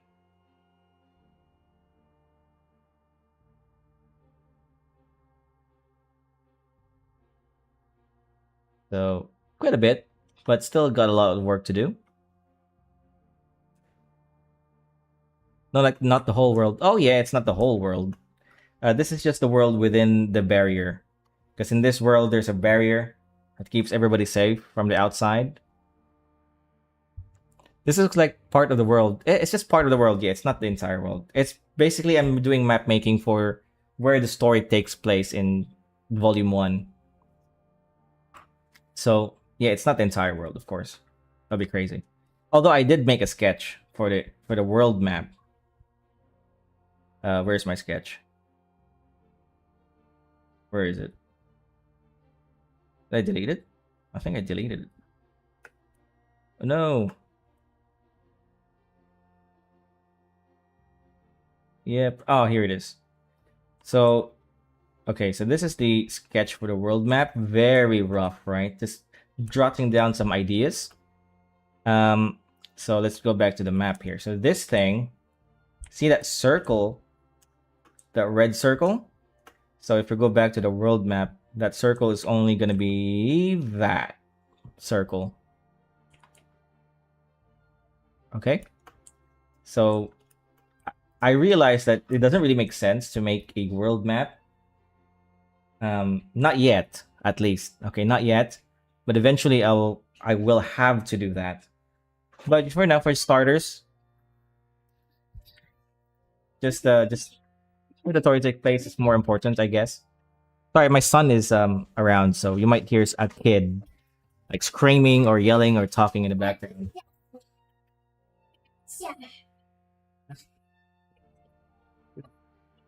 47.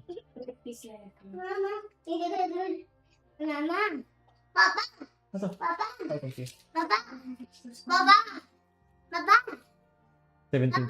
Ano yung what's? Sorry, my son is really loud. Can you hear him? 8K. I think 8K. Ang ingay na. My son's really loud. Sorry, guys. 45. 2K. 3K. Lampara at saka sa arm. 48. 42. Minus nga, minus eh.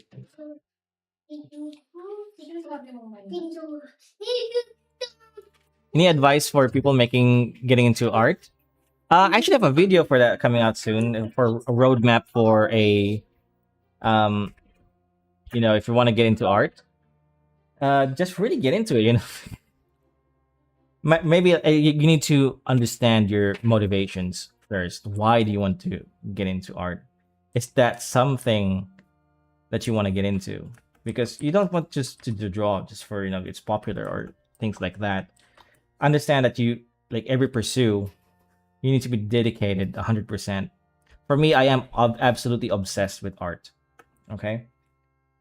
If you want to get into art, just I guess answer your real question is how to start getting into art. Just buy a sketchbook, man. A sketchbook and a pencil and start drawing. I want to get good so I can use to draw my own world building stuff. Ah, I see. So you just get a sketchbook and just draw everything you see in the world. And don't just draw, but also understand what you are drawing. Okay? Try to understand why it is the thing that you're drawing. It's shaped like this. I got a little tablet on the cheap, so that's why I'm trying to get more into it. I don't think you need a tablet to really get into drawing. Just man, just start with a paper, man. Start with a pen and pencil. If you have a tablet, that's great. I guess you can just start drawing in Photoshop. It's what I did. That's the number one advice I can give you is just draw and study at the same time. So again, understand what you're trying to draw, and also, it's all about mileage. Just draw a lot, draw and study. I don't want to waste money on tons of paper. Yeah, true. Well, you are gonna spend some money when drawing, regardless, anyway. And it depends on your medium. If you want to go traditional or digital, it doesn't really, these things. The material doesn't really matter. I'm just saying that you don't have to spend like money on an expensive tablet, like I did. Um, yeah, because that might be a barrier to entry for people trying to get into art. The art can be very expensive. It doesn't really have to.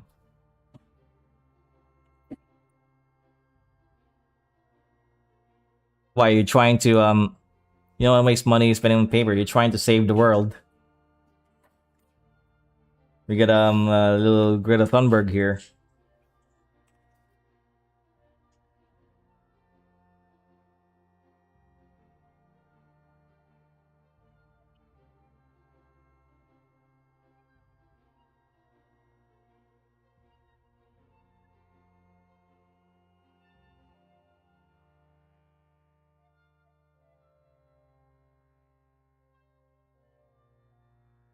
Still a student? Well, then you got your life in front of you, man.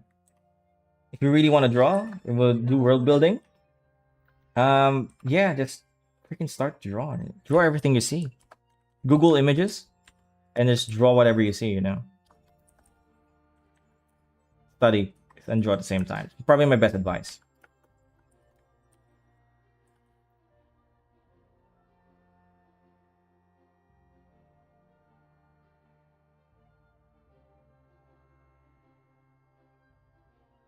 Okay, so I got West Gate here and South Gate here.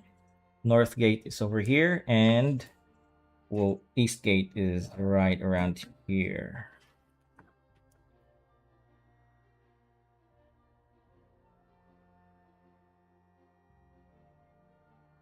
Let's check the border. The East Gate would be a massive, just a massive, like Great Wall of China type wall.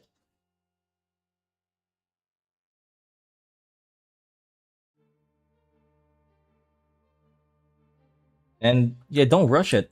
You know, you're not gonna get good at art overnight, man. Nobody's like that.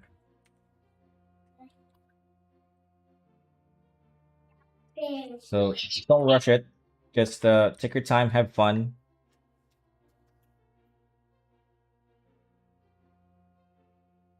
Their plot is then that they got to try and venture out away from the safe zone, or gonna stay in for a bit.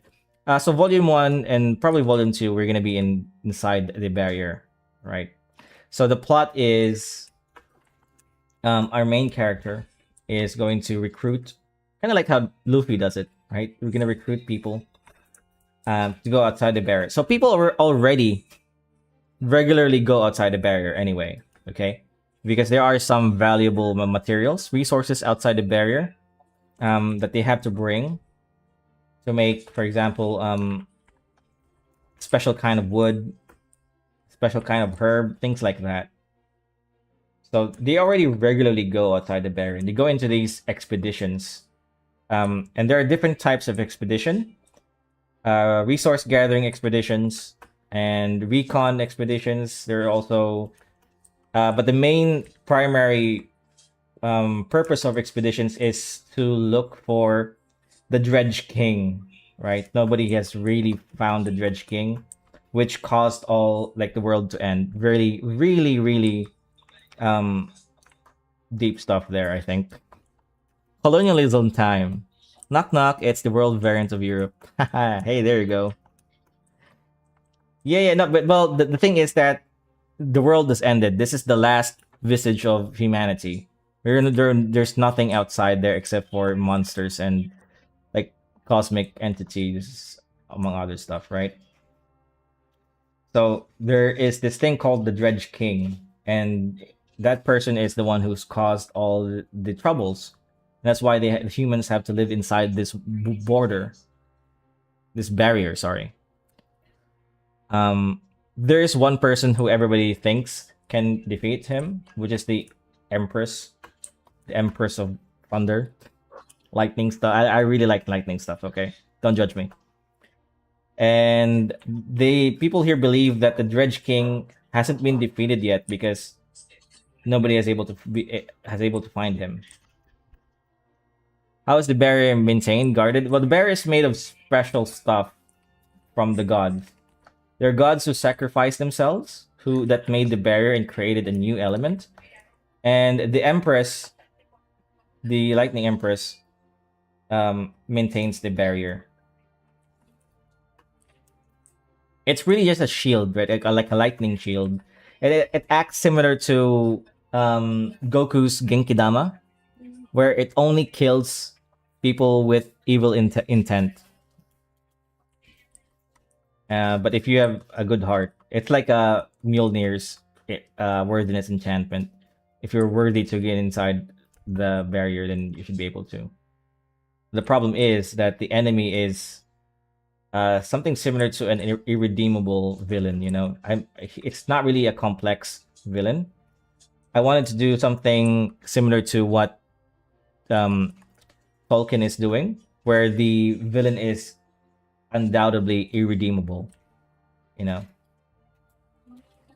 is colonialism considered evil? I don't think there's gonna be colonialism in my story. This is the last place on Earth they can live in. Everything outside the barrier is hostile. Even the air is hostile. But it's not about colonialism.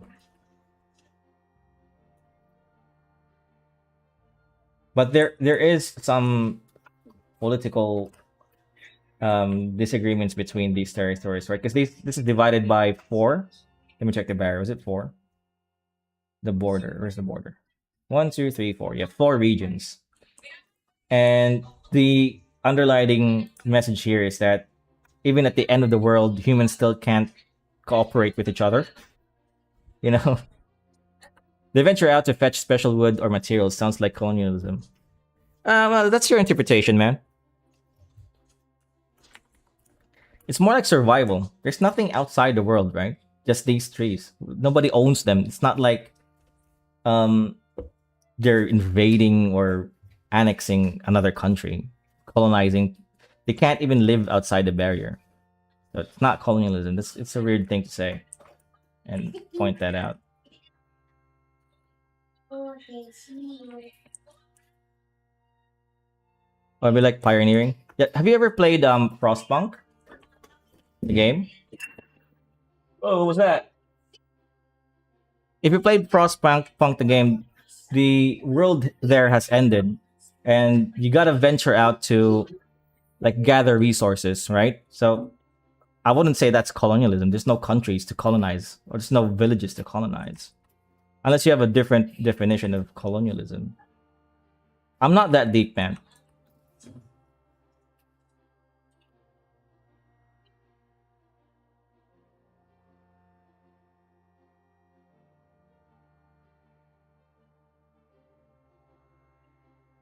Only the first one, though. Yeah, I played both of them, and it's kind of like that, right? Where they have to go into these expeditions to gather resources.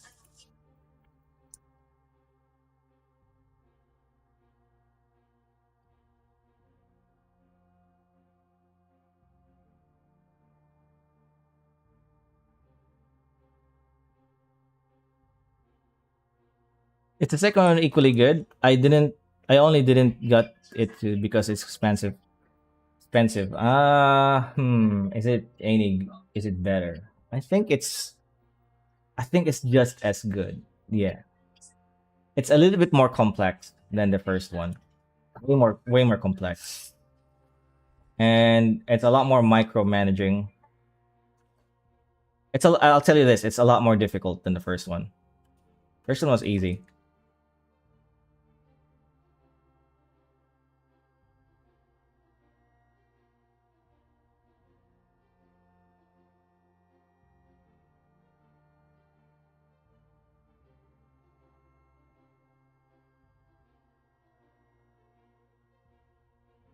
I like micromanaging. Yeah, me too. I like those kind of games. Um, like factory games. I like what's that called? The Dyson Sphere project. Have you played that one? Very micromanaging game.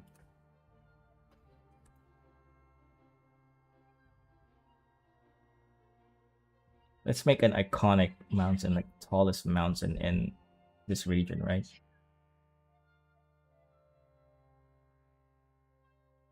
No, but I know of it. Pretty addicting, man. And the technology that and how they made that game is also very impressive.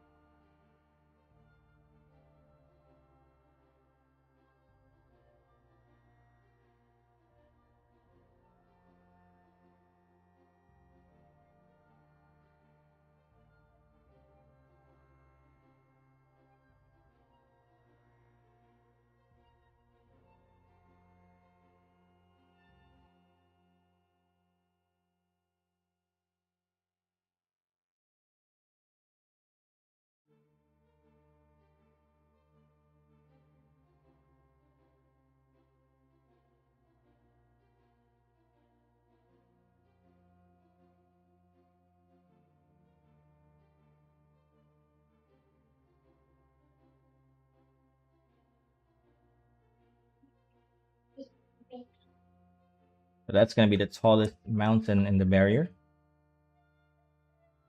Where's my barrier? Here it is. And North Gate. What's North Gate gonna be looking like? This is a more of a Roman, Greek Roman area. So what? How did the Romans build their walls? Oh, this is actually pretty cool. They look like pre-medieval walls with battlements.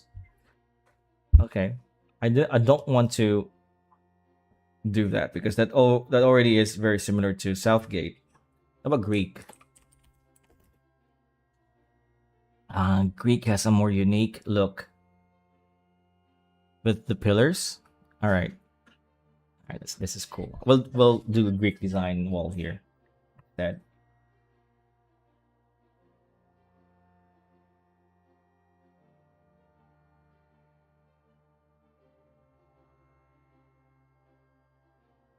with little towers and oh, sorry, wait.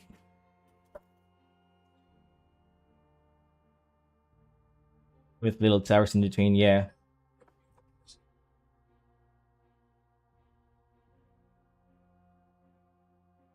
Okay. So we'll make the north gate over here, which will face this direction. You don't really need these gates because the barrier already provides a really strong um protection. So the gates they're just there for like just in case, but they don't really need the gate, so to speak. They're just entrance for expeditions to go venture out. Um, yeah. All right. Mama, pande. Pande.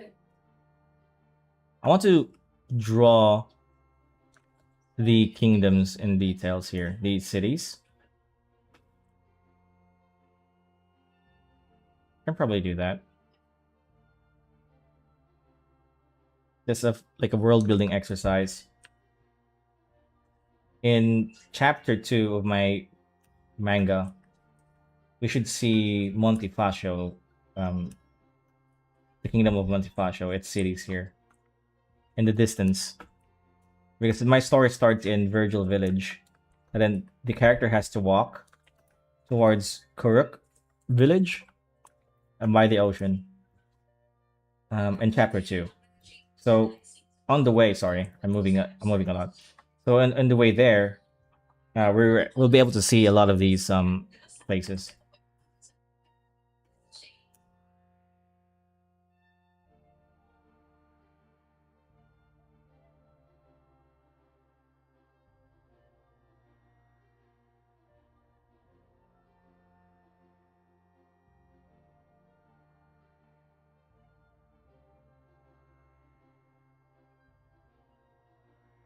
Where is my border again? I keep losing it. There it is. These things that I'm copy pasting will be small villages around the big city,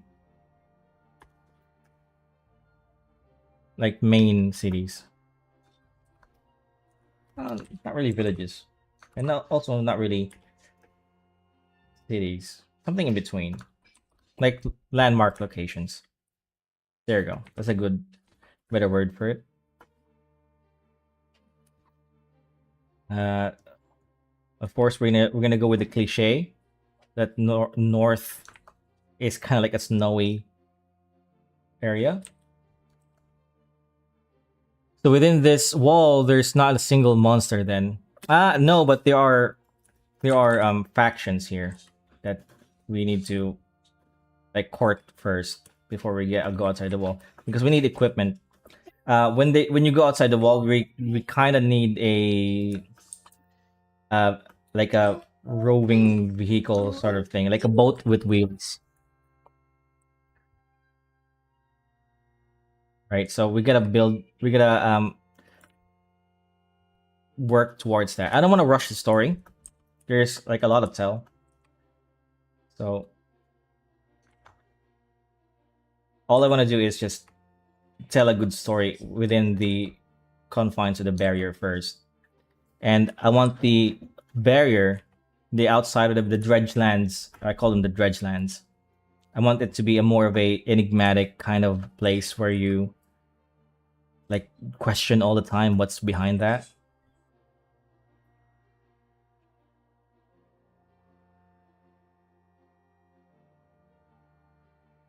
Okay, so the wall goes into the mountain, and we are gonna make a ridge. No one beat them. One beat them. No, that's fine. That's fine. And let's say the dredge lands, right? The dredge land, dredge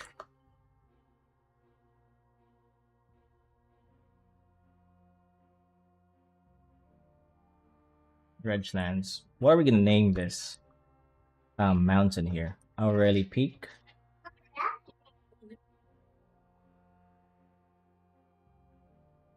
Tallest mountain in the um POIs, point of interest. Yeah, these are just point of interest.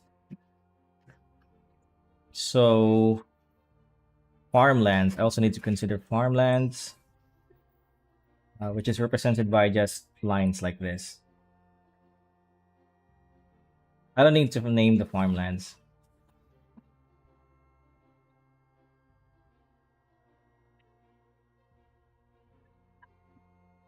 You said that you wanted to go into world building, right? Besides art, you also need to study some writing. I certainly I'm not the best at writing. In fact, I just started learning how to write. And my story, I rewritten it many times already.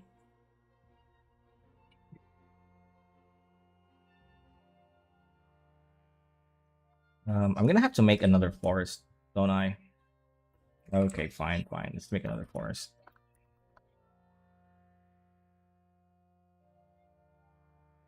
I got writing down since I was 16, so helps that my world building I started as using it to tie in my games together. Wait, question: what does the currency look like? Ah, that's a good question. I actually haven't thought of the currency here, but I have thought of that problem before. I've asked myself that question before. I just haven't gotten around it, you know. But I'll workshop some ideas how they're gonna mint it. I know the currency. Like there's a big factory here in Montefacio, so maybe we can say that the currency is minted in that area.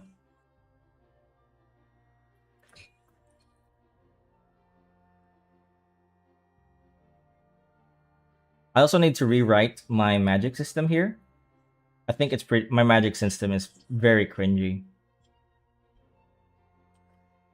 I don't like it. probably make it. I've already tried to rewrite it, so it's a lot simpler to understand. Currency. Let's think about that while I draw, huh? So I know the currency is going to be minted south in Montefacio,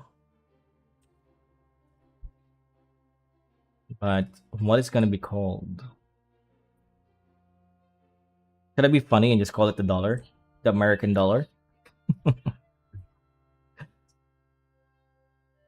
as well as the value, especially in the other regions? Um,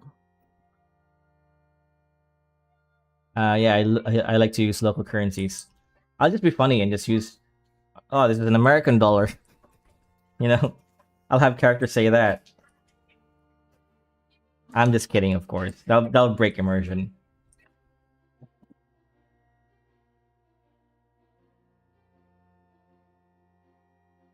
Oh, I'm drawing in the wrong.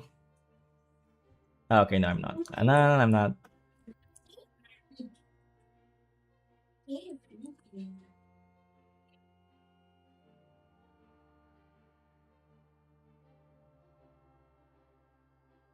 Yeah, if I use the real life currency, it's gonna break immersion because this world is set in like ancient times. You know, horses and carriages. Um, but also there are like muskets here.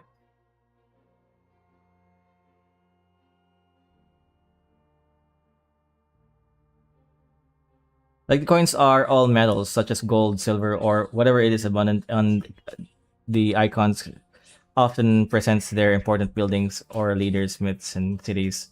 They're maintained. Yeah, yeah, yeah. They're minted in. Sorry. Yeah, I understand. I just haven't really thought of that yet. But that's in my notes.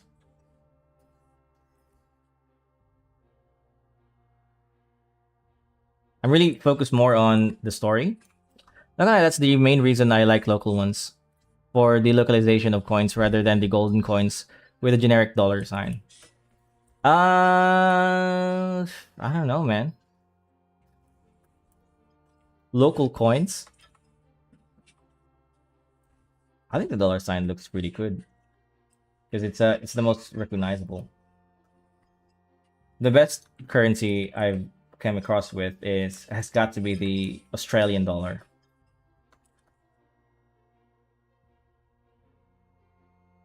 It just looks so vibrant and unique. The end looks boring. Sorry. Sorry, my Japanese friends.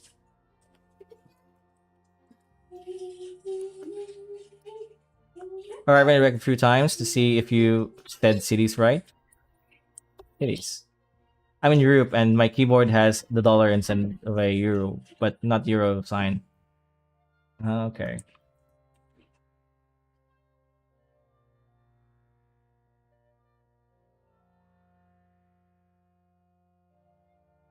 Well, I'm not really an expert when it comes to current. Maybe I just need to look that up and study more. Because those are the things you need to study when you try world building, right? You would know. You've been writing since you were 16.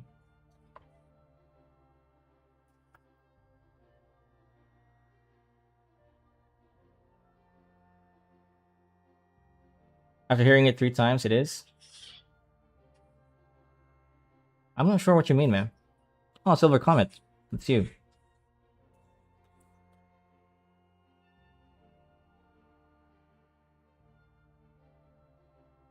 Yeah, my chat is kind of. I have a chat app. It's very confusing me right now. I'm gonna go back to the my original chat app. There you go. Your names are in our color coded. Yeah, the Milkyverse is quite expensive by now. Sadly, not as much properly written down as they want to. Milkyverse. What are you talking about, man?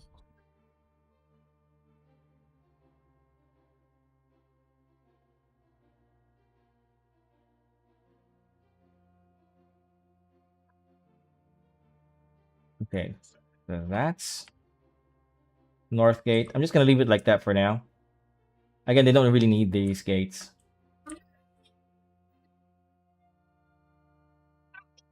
They're just buffer zones.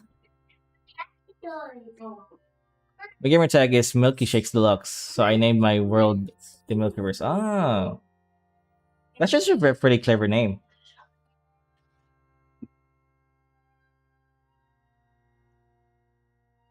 I should also include my gamer tag here, but it's a really weird name.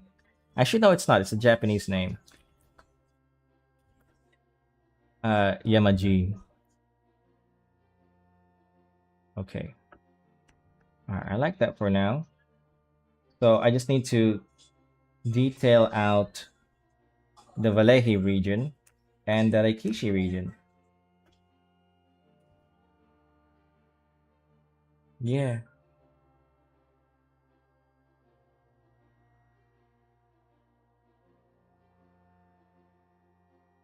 Oh yeah, I forgot to draw south wall.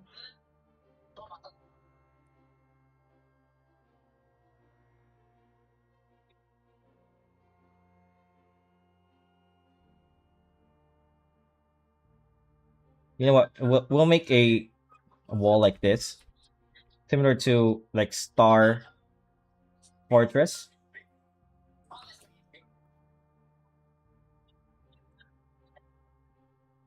I used it as my world building started as a roleplay concept in Minecraft and expanded to other games to point it now extends games and its own little universe. So the link to the games makes sense. Yeah. Actually, yeah, that makes sense. That's actually pretty cool. A cool idea. So Southgate will be a star fortress zigzag kind of vibe.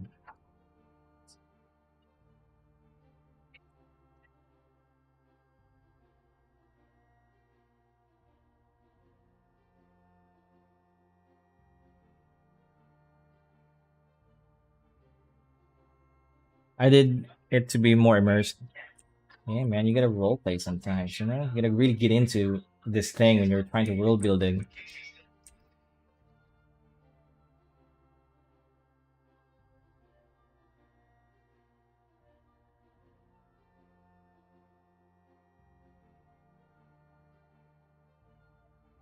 Okay. And that then goes into the ocean.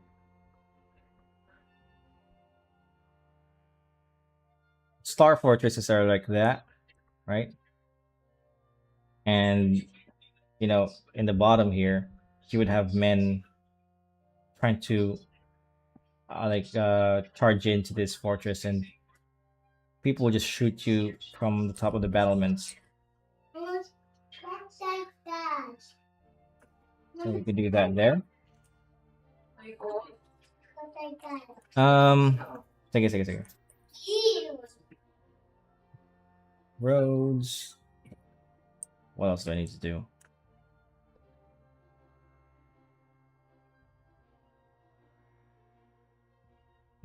I'm thinking of.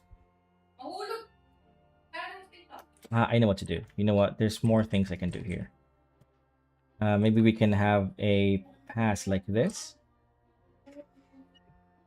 so that there's a road going up this ridge, and this is supposed to be man-made. It's kind of wonky, isn't it? It's okay. I like wonky maps.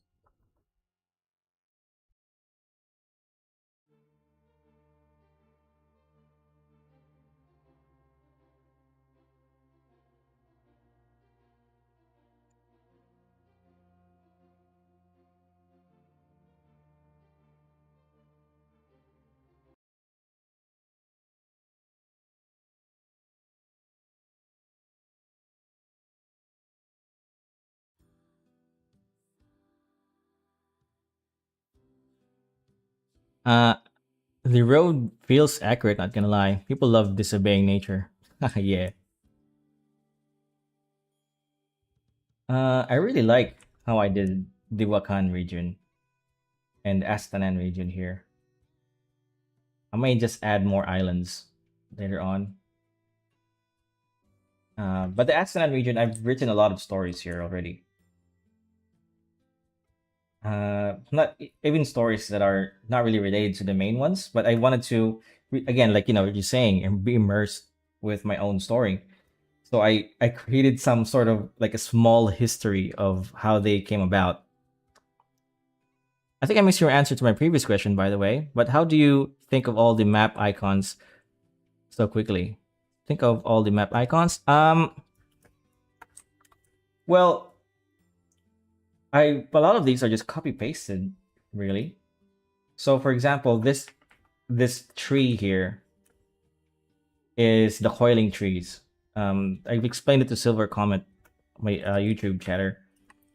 Is the trees, if they're next to each other, these trees would coil up like that. So there's two trees, and then there's a third tree. They're gonna coil up with that until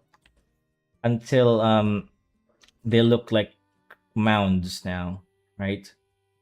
The coiled up trees, if that makes sense. It's like this big afro thing going on, and then there's another mound here, and it kind of creates a whole forest of that, and it creates south wall. So that's the icon I created for this thing. It's supposed to be a forest of these coiled trees. So to come up with an icon, I really just think of the theme of the region. So the Wakan region is tree themed, hippie, tree, Aztec, Southeast Asian, Filipino kind of vibe. So the icons are tree related. So yeah, lots of forest. This is supposed to be ports. They look like that because in my head, ports kind of have like jetties, and some jetties are connected to each other, and there's buildings. So jetties, connected jetties, right? So that's kind of my thing. So now this is the port icon. So it just means that there's like boats here that maybe fish in this lake. Same here. And so here it's the Rikishi is Asian based kind of city. So a lot of the buildings are Asian, kind of like the racist stereotype of it being so like farmlands, Asian farms. Don't worry, I'm Asian, so I can make that joke. So the Vallejo region is the Greek and Roman. So a lot of their icons are pillar base. There are also some farms here. Of course, a lot of them have farms. So the villages and the cities looks like pillars. The icons. Over here, this is three. The concept for this region is based on three cultures, right? Combined to they're not going to be called like the Vikings, for example, right? But the concept and the theme of them are called that, like the Vikings, the medieval, and the Spanish Empire. So they kind of just mix into one thing, into this one region called the Astanan region. And so their icons is also very castly, towers, small Viking villages, maybe like a thatch roof like this. So that's the icon they came up with. Boat, since this is water, I want to indicate water, so there are boats and icons for waves too. More jetties. I may need to fix this, an outdated design for the jetties, and it just indicates that there's a port here in this area. So same here. See, port area. There's this thing, and I think I made a Did I erase it? But I remember I made a legend, a guide, but I think I erased it. Too bad. Did I erase it? Really? Yeah, I did. Oh man, it sucks. Oh well. So hopefully that answers the questions how I came about these icons really quickly. But I had a legend here. Also, some of these icons are inspired by other media, like Lord of the Rings. Like these mountains are very Lord of the Rings ish mountains. If you've seen the Lord of the Rings map, and these forests is also very Lord of the Rings is inspired. So it's just inspiration from other medias.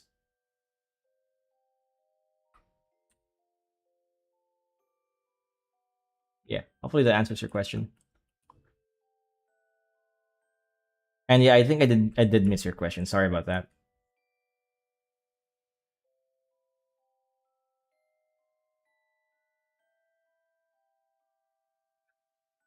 Okay, so the dredge lands. They're directly outside the bear. There's not really nothing going on yet.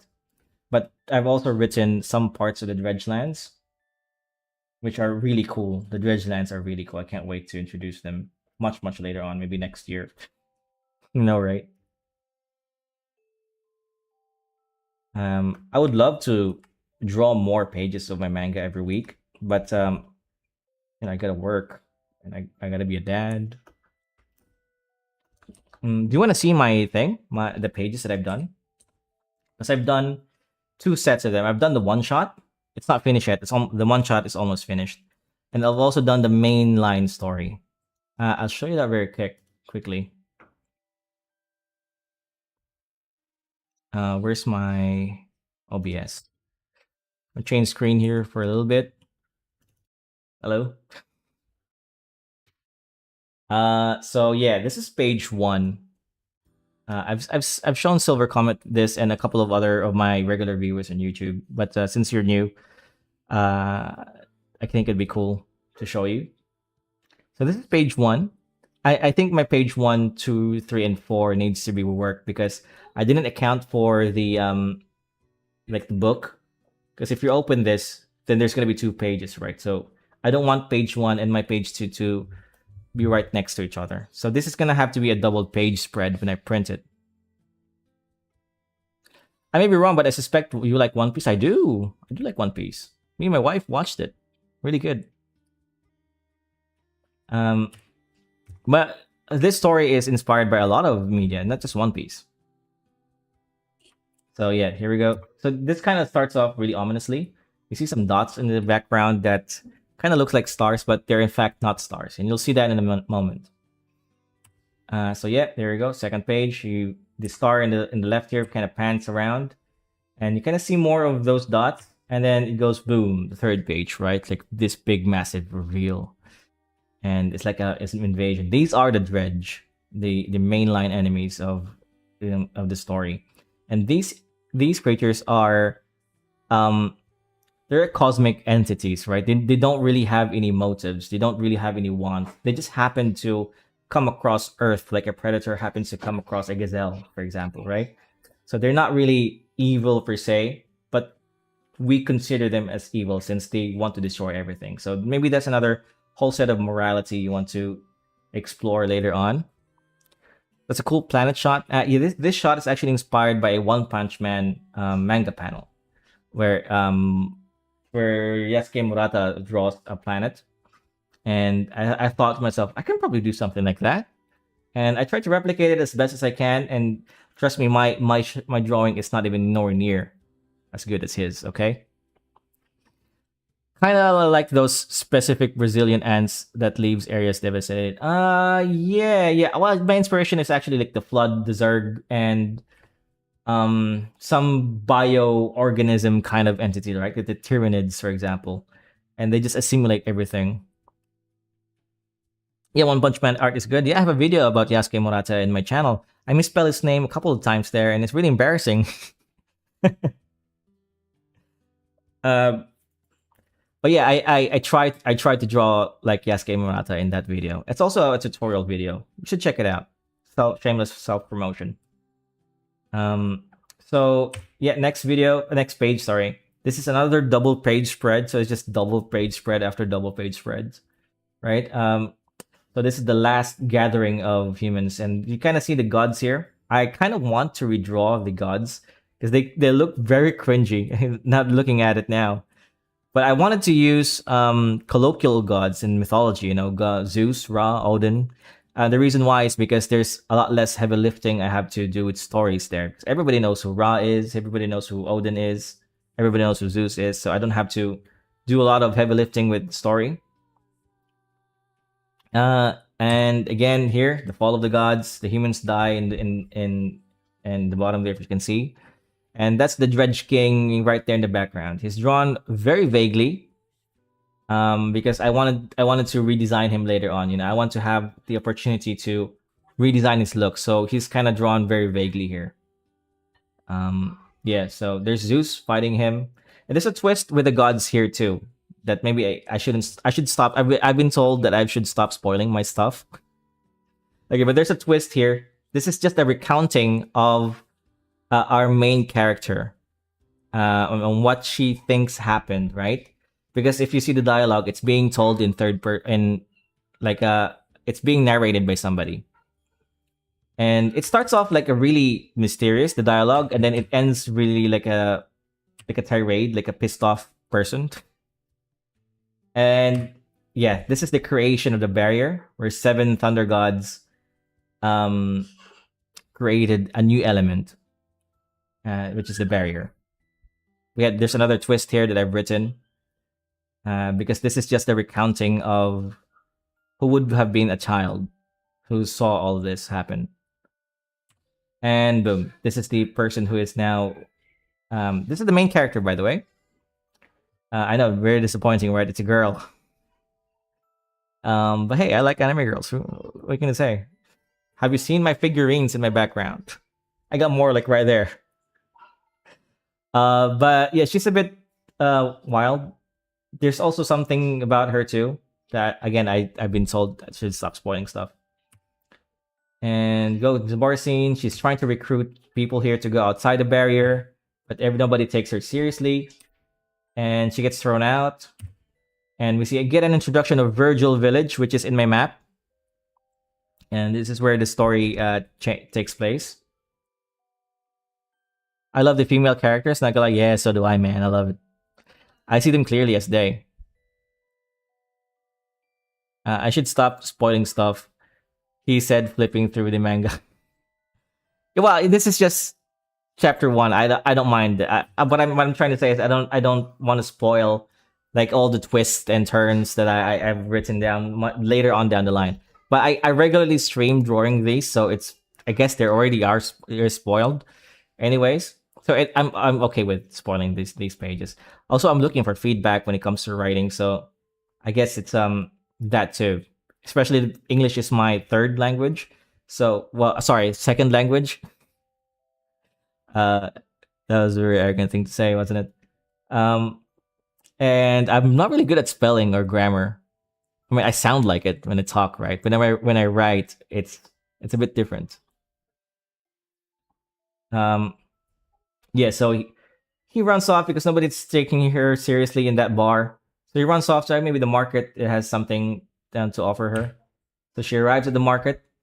I'm thinking of redrawing this because I want something wacky, something iconic rather, to represent Virgil Village. And over here, you kind of see a squid background, right? Like a squid banner kind of thing, because this is a food market. And I've been to the Tonbori in Japan, and they have a lot of these things in the Tonbori. And I was like, oh, that could be cool. I could add like big signage of restaurants, right? But in my head, this is not iconic enough. So I want to have lots of these things hanging around Virgil Village. And I actually was thinking about that while drawing this, but I was worried that it looked too wacky. But right now, I'm thinking that to hell with it, just be wacky.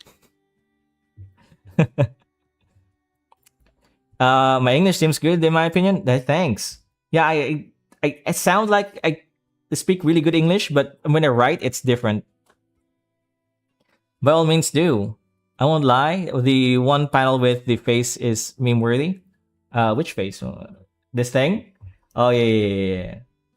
This is just a guy screaming in the next page, right? So she wanders around. It's nighttime. Another thing about nighttime in this place is that it's constantly nighttime outside the barrier. So the barrier has the Raikishi, the main fortress of this world, has a machine that turns the barrier kind of dim. So when that machine turns on, it's kind of the nighttime is abrupt, so it just goes black right away, and there's no afternoon.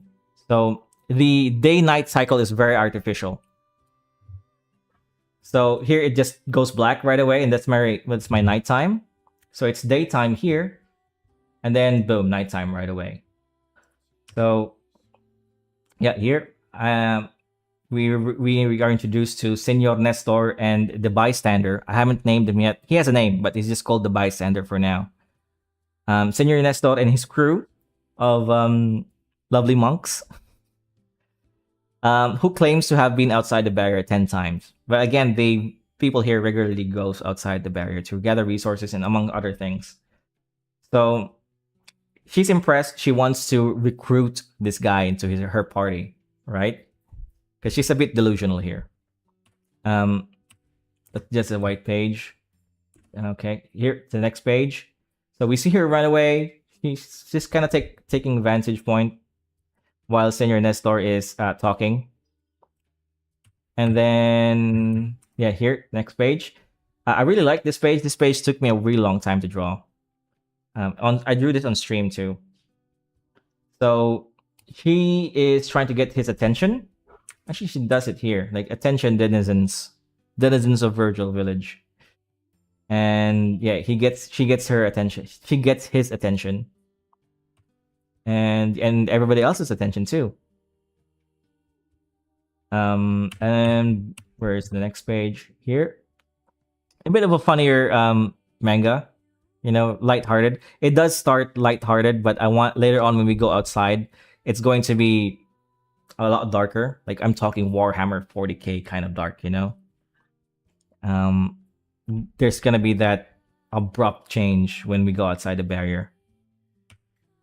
And boom. She tries to, because she's in the rooftop, right? She's in the roof here, looking down at Senor Nestor. And then, oops, my thing is not working.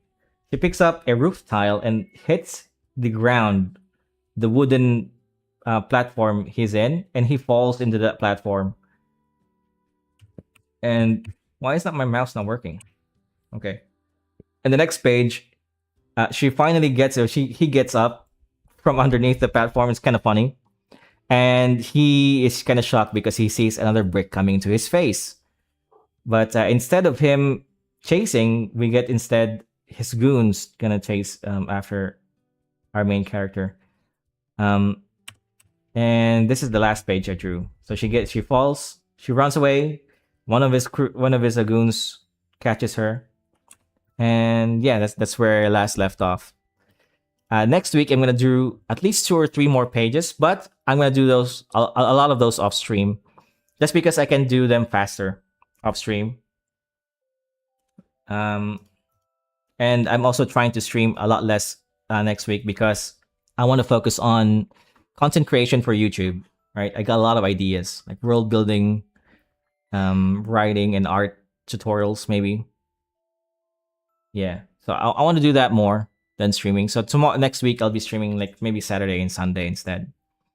Saturday will be a long stream, Sunday will be a short stream. Then Monday in my free time, I'm just gonna edit some videos, write some scripts, record some voice. Yeah. If the shopkeeper is trying to get attention, it's not wacky enough. Yeah, exactly. That's what I thought, right? I was kind of insecure about it. But now, like, okay, I'm just gonna go way out there with the whack. This face right here actually drew her a lot more wacky than that. I was like, oh, this is too much. So I just drew her normally with a really wacky wide smile. Mischievous. But I'll show you one more sequence, which is, this is my one shot. I drew this last year, and it's a lot different. Silver Comet has seen this a lot. So you're probably sick of it already, right? Me repeating this kind of stuff. You gotta stand out between those other Kraken signs. Yeah, right. If you've ever been to Japan, there's a lot of those massive food signs, you know? Pretty impressive. So this is my one shot. I drew her a little bit differently here. And these characters, they don't show up yet, okay? But this kid right here, you see, will show up at the end of chapter 1. You're not really sick of it? Oh, that's good. I'm not sick of it. I love showing this off, man. Dude, I'm really in love with the story, you know? It's not just that I like the art. I also really like the story that I'm trying to tell, and my hope is, you guys like it too, and I can entertain you guys with like some funny scenes, action scenes. This one shot is more action based, but it starts off a little bit slower. Here, more panels. This is kind of her far side. She's using some powers here, and with the diamond panels, very creative. I really like those. I really like that how I think about this one. And then she creates a barrier, a small one, tiny barrier, so they can sleep outside of the rain, or protected by the weather. Okay, so I drew these, by the way, really differently because I realized that I shouldn't be using grays in my manga because that's gonna have the printer's gonna have trouble with that. So in here, I use a lot of grays.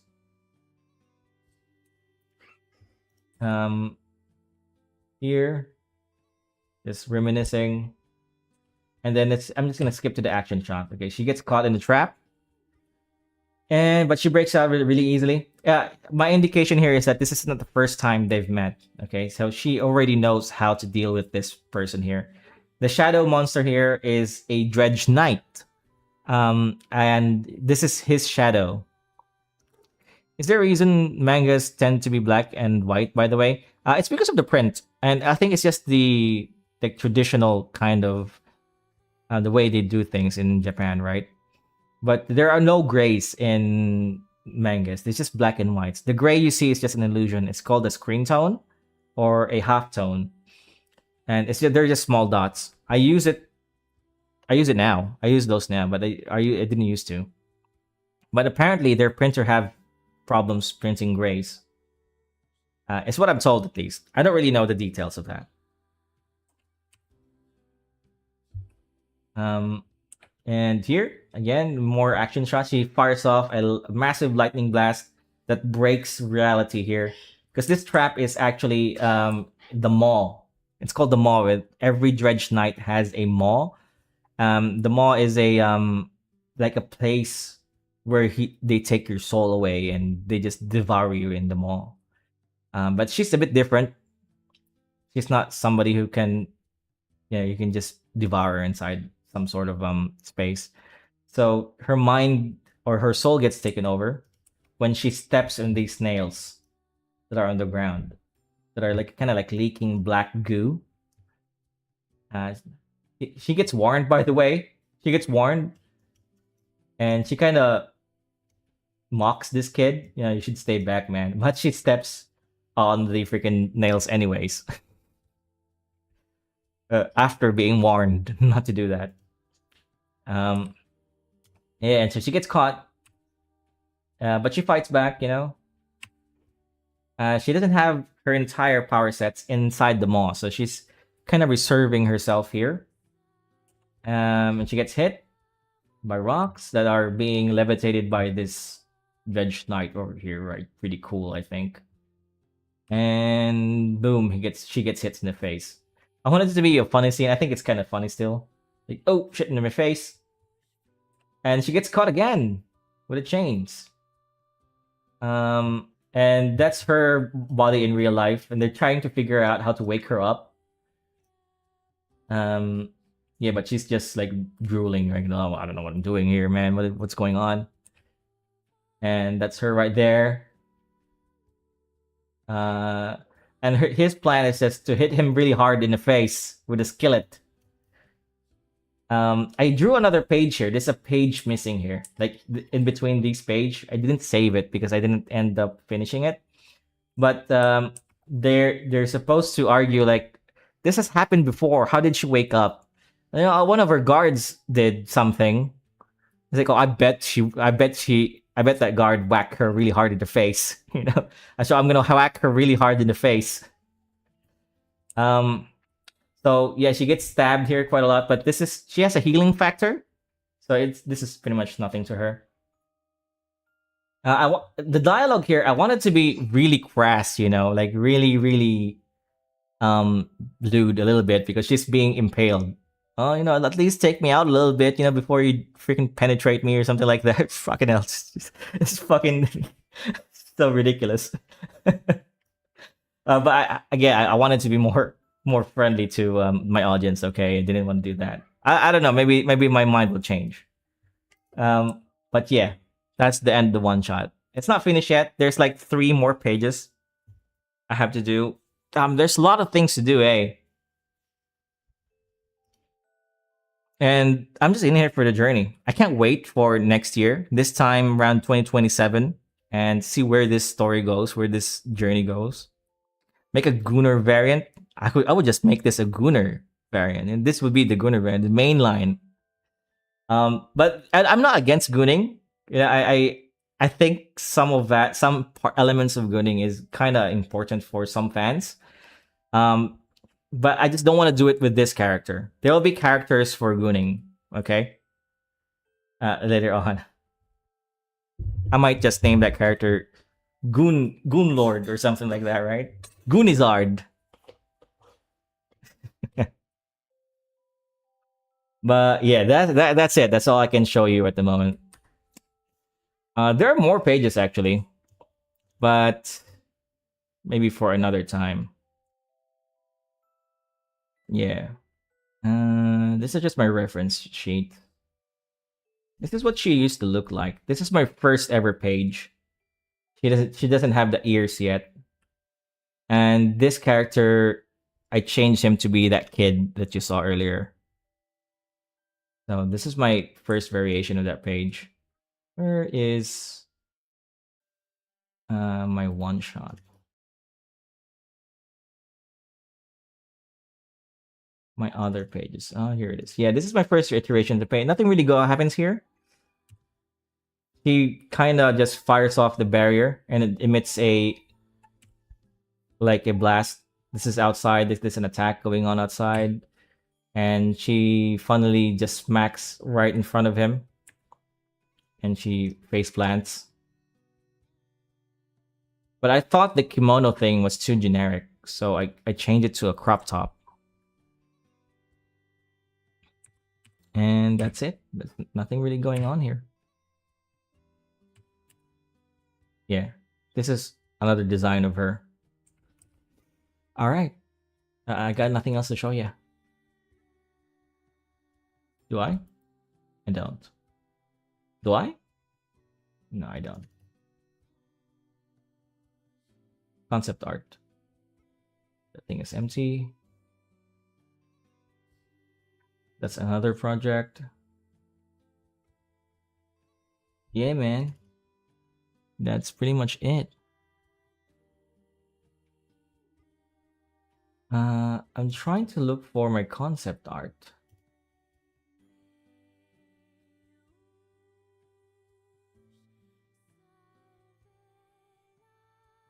Tutorial. Yeah. Yeah, okay. I got nothing else to show you.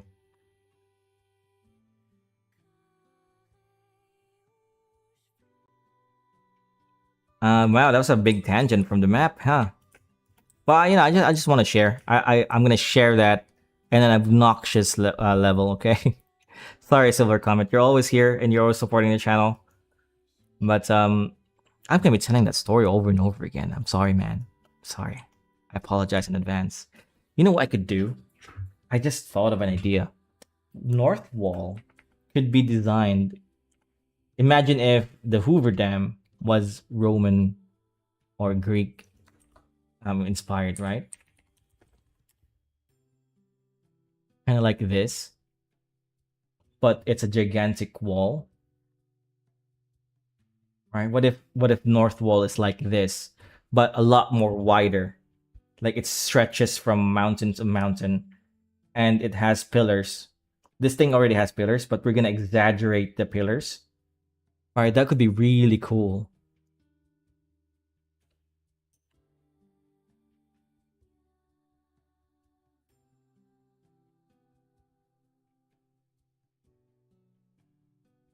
Yeah. So we're gonna do that. Let's do that. So to do that, I need a mountain range that is actually tall enough to support it from end to end, like this, right? And then just make it really, really massive. This is another landmark. I'm not gonna detail this all the way, but so that's like the Hoover Dam, Greek Roman inspired Hoover Dam, and this is like the Great Wall of China. I mean, that's the very most obvious thing, right? Asian inspired region. We're gonna have an Asian wall. The coiling trees is gonna be the walls for the Wakan region, and a star fortress for the medievals region here. And this is Virgil Village, by the way. Where's Virgil Village? It's somewhere here. Did I erase Virgil? No, it's right here. That's Virgil Village, where the big squid thing is. The squid signage, where story starts. And that's pretty much it. I don't really have anything to else here. I may just finish this map off screen, off panel, off stream. I mean, Jesus. All right, guys. I think I'm gonna end the stream here. Silver Comet, thank you very much for hanging out with me. I'm pretty sure Sonic is still around. Thank you too, just in case. And Milkshake Deluxe from Twitch, thanks man for hanging out, and follow me, like and subscribe, and you guys have a nice day. Bye-bye.